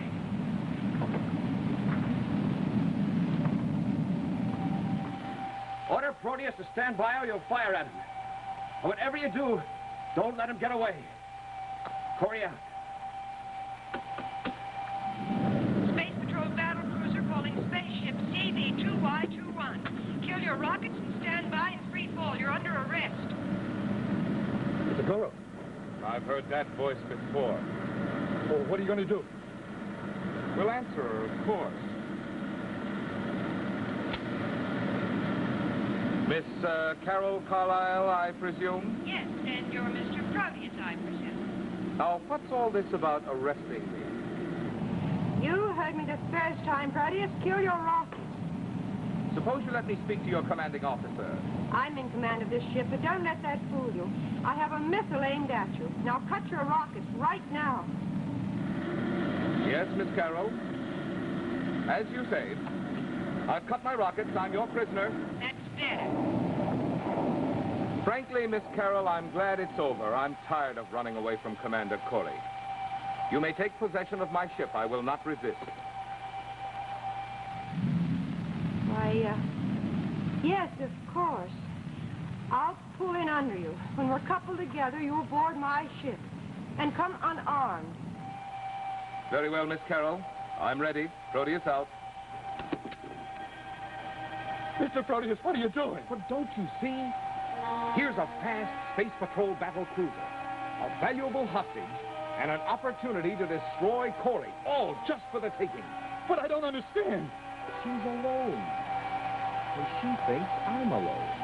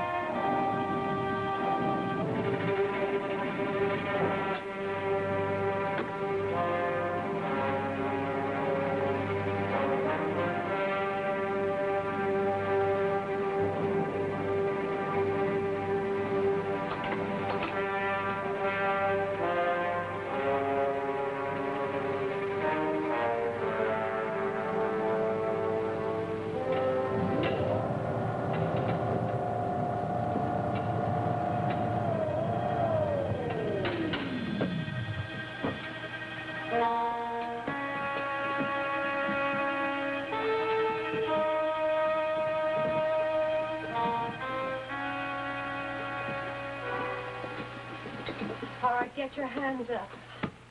High. This is all unnecessary, Miss Carol. I promised you I'd come aboard without any weapons. And Flynn, does your promise mean anything? All right, you can put your hands down now. You see, Miss Carol, it was quite useless, wasn't it? After all, why should I carry a gun when my friend Esteban has one and he's standing right behind you? I warned you about tricks, Proteus. Well, this isn't a trick, Miss Carol. All right, Esteban. Oh, you're not fooling me. Let's go!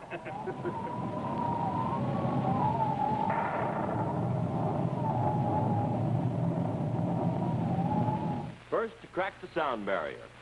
First to fly twice as fast as the speed of sound. You know who he is, fellas and girls? Major Chuck Yeager, test pilot on Convair's famous Flying Triangle, the XF-92A, and just about the world's fastest human being. Well, let's watch Chuck as he puts the triangle through a test run right now. Come in, Major Yeager. Here's a Flying Triangle taking off. It's the world's first Delta Wing airplane, the XF-92A, designed by the Convair Aircraft Corporation in San Diego. I'm Major Chuck Yeager, Air Force test pilot for this Delta Wing airplane. Let's have a closer look at this unusual Air Force interceptor as it comes back from a test flight. The wings are swept back 60 degrees. Length of the Delta Wing is 42 feet. Speed, high subsonic, about 700 miles an hour. Now that you've seen one of the planes I fly, let me tell you what it takes to be a test pilot. To start with, I have to stay in good condition. That means get plenty of rest, plenty of exercise, and good food at every meal. For breakfast, I like a cereal that really tastes good and has plenty of energy. Like Rice Chex and Wheat Chex. No other cereal, puffed or flaked, contains so much nourishment in such concentrated bite-sized form. Remember what I said about staying in good shape. I'll be seeing you. Make sure you stay in good condition like Chuck Yeager, Tony LaVere, Phil Houghton, and many other famous test pilots. Have yourself a nourishing breakfast every morning with Chex, the cereals that are tops 3 ways: for taste, for size, for get up and go. That's Chex, rice or wheat. Tops with America's top pilots. And now back to Space Patrol.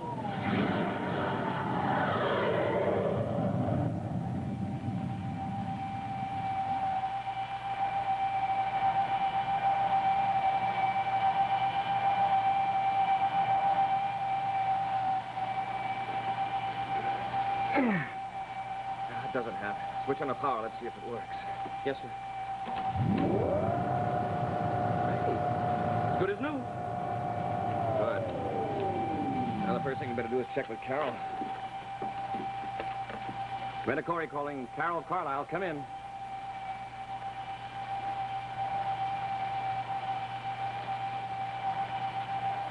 Carol.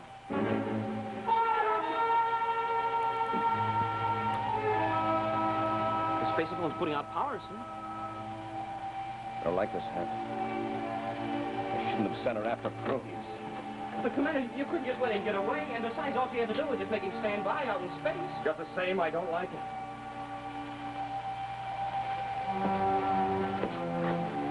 Terra 5 calling Carol. Cadet Happy to Carol. Do you read me?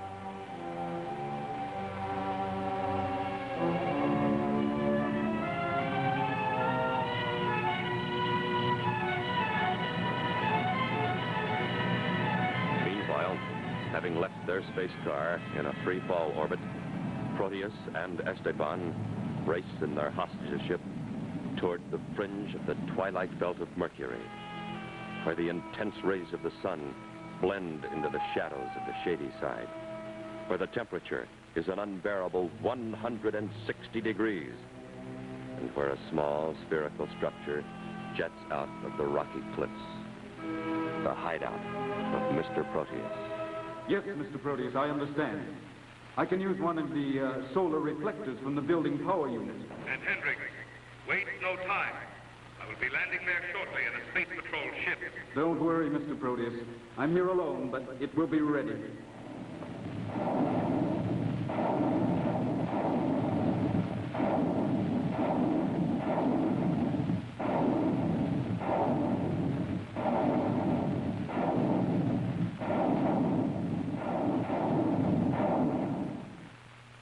I just finished rigging the solar reflector, Mr. Proteus. I was about to test it when you arrived. I'll do it now. I must be certain it works before I let Corry know where I am. I hung a garment over there.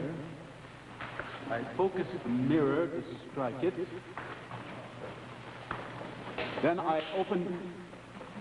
Excellent, Hendricks.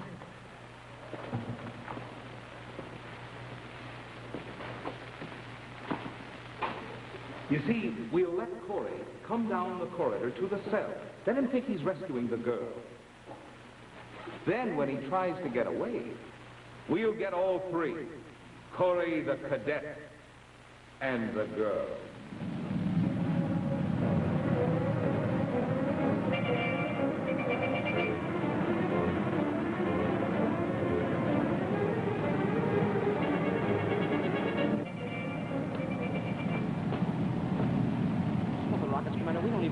Direction they blasted off. And they must have Carol. I shouldn't have let her do it. Proteus, calling Commander Corry aboard Terra 5. Come in. Proteus? This is Commander Corry. What have you done with Carol? Suppose you come and find out. All right, Proteus, just where do I come? Well, you've been here before, Corry. I'm at my hideout on Mercury. Come and get me if you can. What have you done with Carol? Maybe you'd like to talk to her, Buzz, don't come here. It's a trap. Carol, are you all right? She's all right, Corry, so far. But it's up to you to see that she stays that way. For your information, she's being put in the solar room to await your arrival. All right, Proteus, you've got yourself a date. Those full rockets have we're on our way to Mercury. Commander, I don't suppose there's any doubt that Carol is right. We're walking right into a trap. No doubt. And the odds are about 20 to 1 against any of us ever getting out of there alive. You want to turn back? You kidding, sir?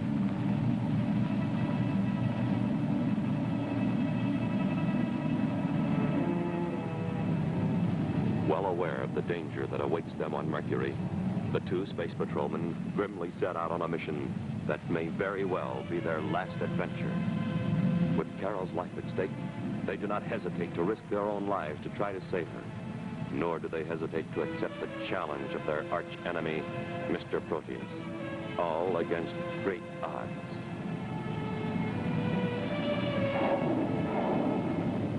Soon, Terra 5 lowers into position at the side of the structure on Mercury and magnetically couples to the airlock.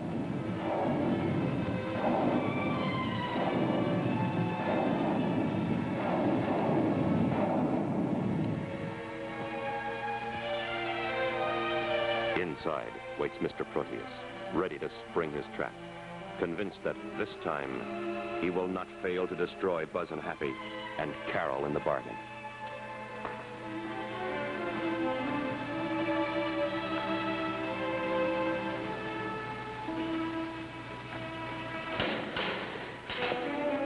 Here they come. Cover the solar guns. Quick.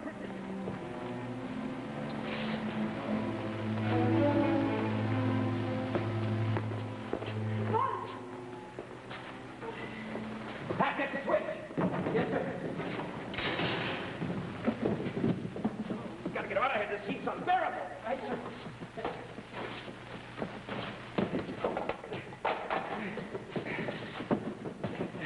Get the water. Oh, yes, sir. Sure, it's a good thing we brought this water along, sir. Remember how thirsty we got when we were in that solar room? Yes, sir. Well,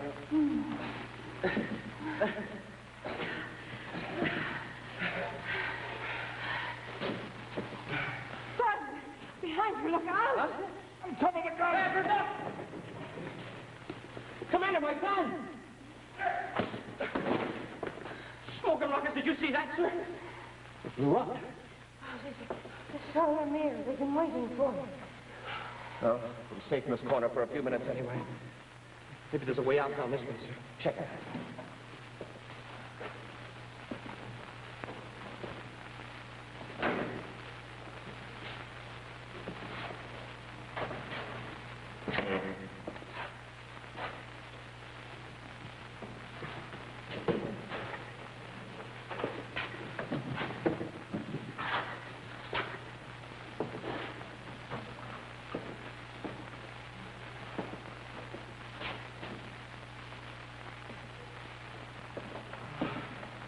What'd you find, Pat? Nothing, sir. Just a closet full of Proteus's disguises. Means the only way out is the way we came in. Right past that solar mirror. But they have a chance. Look, Commander, maybe we can use that stuff in the closet, disguise ourselves to look like Proteus, and then make him think he's looking in the mirror. What are you waiting for, Corry? You're trapped. Come on out. All right, I can wait as long as you can. Don't take your eyes away from that corner. The moment we see anything, we'll let them have it. Well, even if we haven't got any food, it's a good thing we got all this water. Water? Commander, you threw the water out. But, Commander, won't we be needing it? Not if this works. What do you got in mind, sir? Now, what'll happen to that water if it's hit with a solar mirror?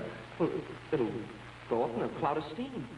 A cloud of steam, I get it. It's a slim chance, but we won't have any choice. Do you think the cloud of steam will be enough to cover you? Well, maybe not, but it should confuse them for a second. Now I'll give them something to shoot at. Fire!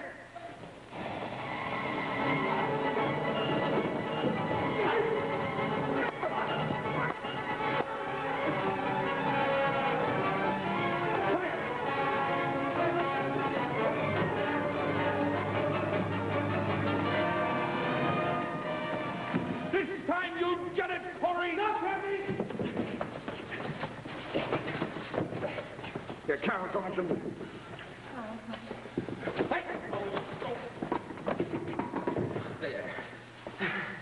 Well, hey, Carol, where's the commander?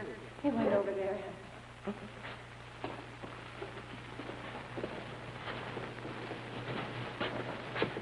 Oh, what are you doing, Commander? Proteus, that's a weakness for disguises. Throw him. Going to see how he likes this one. I'll get you, Corry. This time I'll get you. Yeah. Hendricks is going to try to escape. I get you, sir. So you make a lot of noise. Right. All right, Hap. Now. Commander, look out! Hendricks is getting away! Mr. Proteus, don't use the solar mirror. It's me, Hendricks! Going, Hendricks. What's the situation back there? Not a cinch. After all, how long can they hold out? Corey's a smart one. He won't give up easily. He'll try anything. Yeah, I guess you're right. Say, suppose he disguises himself. What? Well, he could disguise himself as Hendricks and stand right next to you. You'd never know it. Don't be ridiculous. Yes, Proteus, you're right. I do feel ridiculous in this getup. Corey! Yeah, now the reason, almost.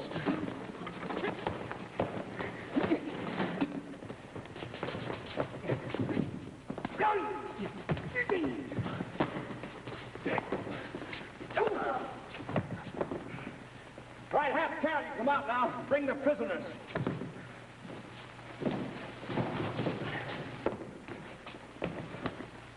Who's this? I guess it's another one of Proteus's men. Happy's on him back there in the closet. All right, you're under arrest, too. Hey, who do you think is shoving? No, now get back in line with the rest of the prisoners. Happy, go to the ship and get some handcuffs. Happy!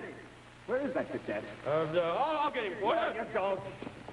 Happy, come here. I'm already here, Commander. Commander, it's me. It's Happy. I'll admit it's a very clever disguise. What's the matter, Commander? Don't you recognize me? No, I've never seen you before in my life. Hey, but wait a minute, Commander. It's me. It's Happy. But nothing. You're under arrest. Oh. Is that right, Carol? That's right, Buzz. Hi, Commander. Hey, who's that?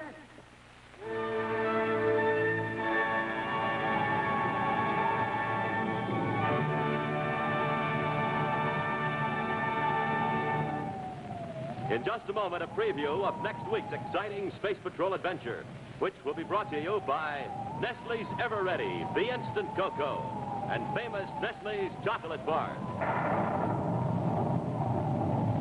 You know, Space Patrollers, Cadet Happy won't mind if they put him behind bars. No, sir, as long as they're Nestle's Chocolate Bars. I want to tell you, all Space Patrollers really go for Nestle's bars, because Nestle's have what it takes. Plenty of nourishing milk? You bet. Lots of pep-up sugar? And how? And there are 3 sensational kinds to choose from. There's smooth, creamy milk chocolate in the red and white wrapper, the chock full of almond bar in the blue and white wrapper, and this great crunch bar in the red and blue pack. As Hap would say, smokin' rockets. It's just full of sweet, crisp surprises. You get behind a Nestle chocolate bar, fellas and girls, and you'll be eating your way through the greatest treat in the whole universe. And remember, Nestles. Nestle's makes the very best chocolate. and now a scene from next week's exciting adventure, Baccarati's Z-Ray. All the guards at Broke Ship are in some kind of a trance, and the ship blasted off. Blasted off? But, Commander, that means he'll go back in the past, back in time and hide. Yes, Happy, only this time we know where he's headed. We're going to follow him. Back to 20th century Earth.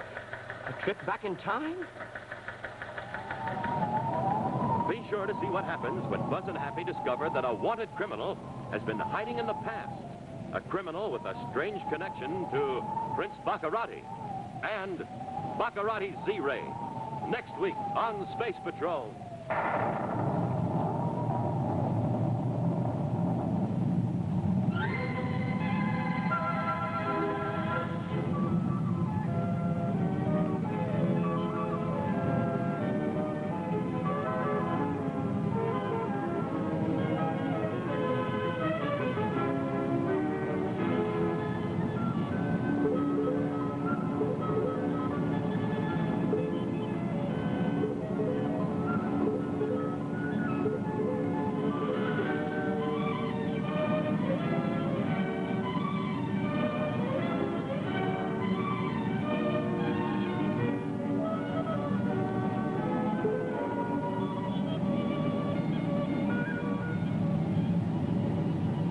Patrol was brought to you today by the bite-sized cereals in the red and white checkerboard packages. Wheat Chex, Rice Chex. Be sure to hear Space Patrol on ABC Radio every Saturday. Consult your newspaper for time and station.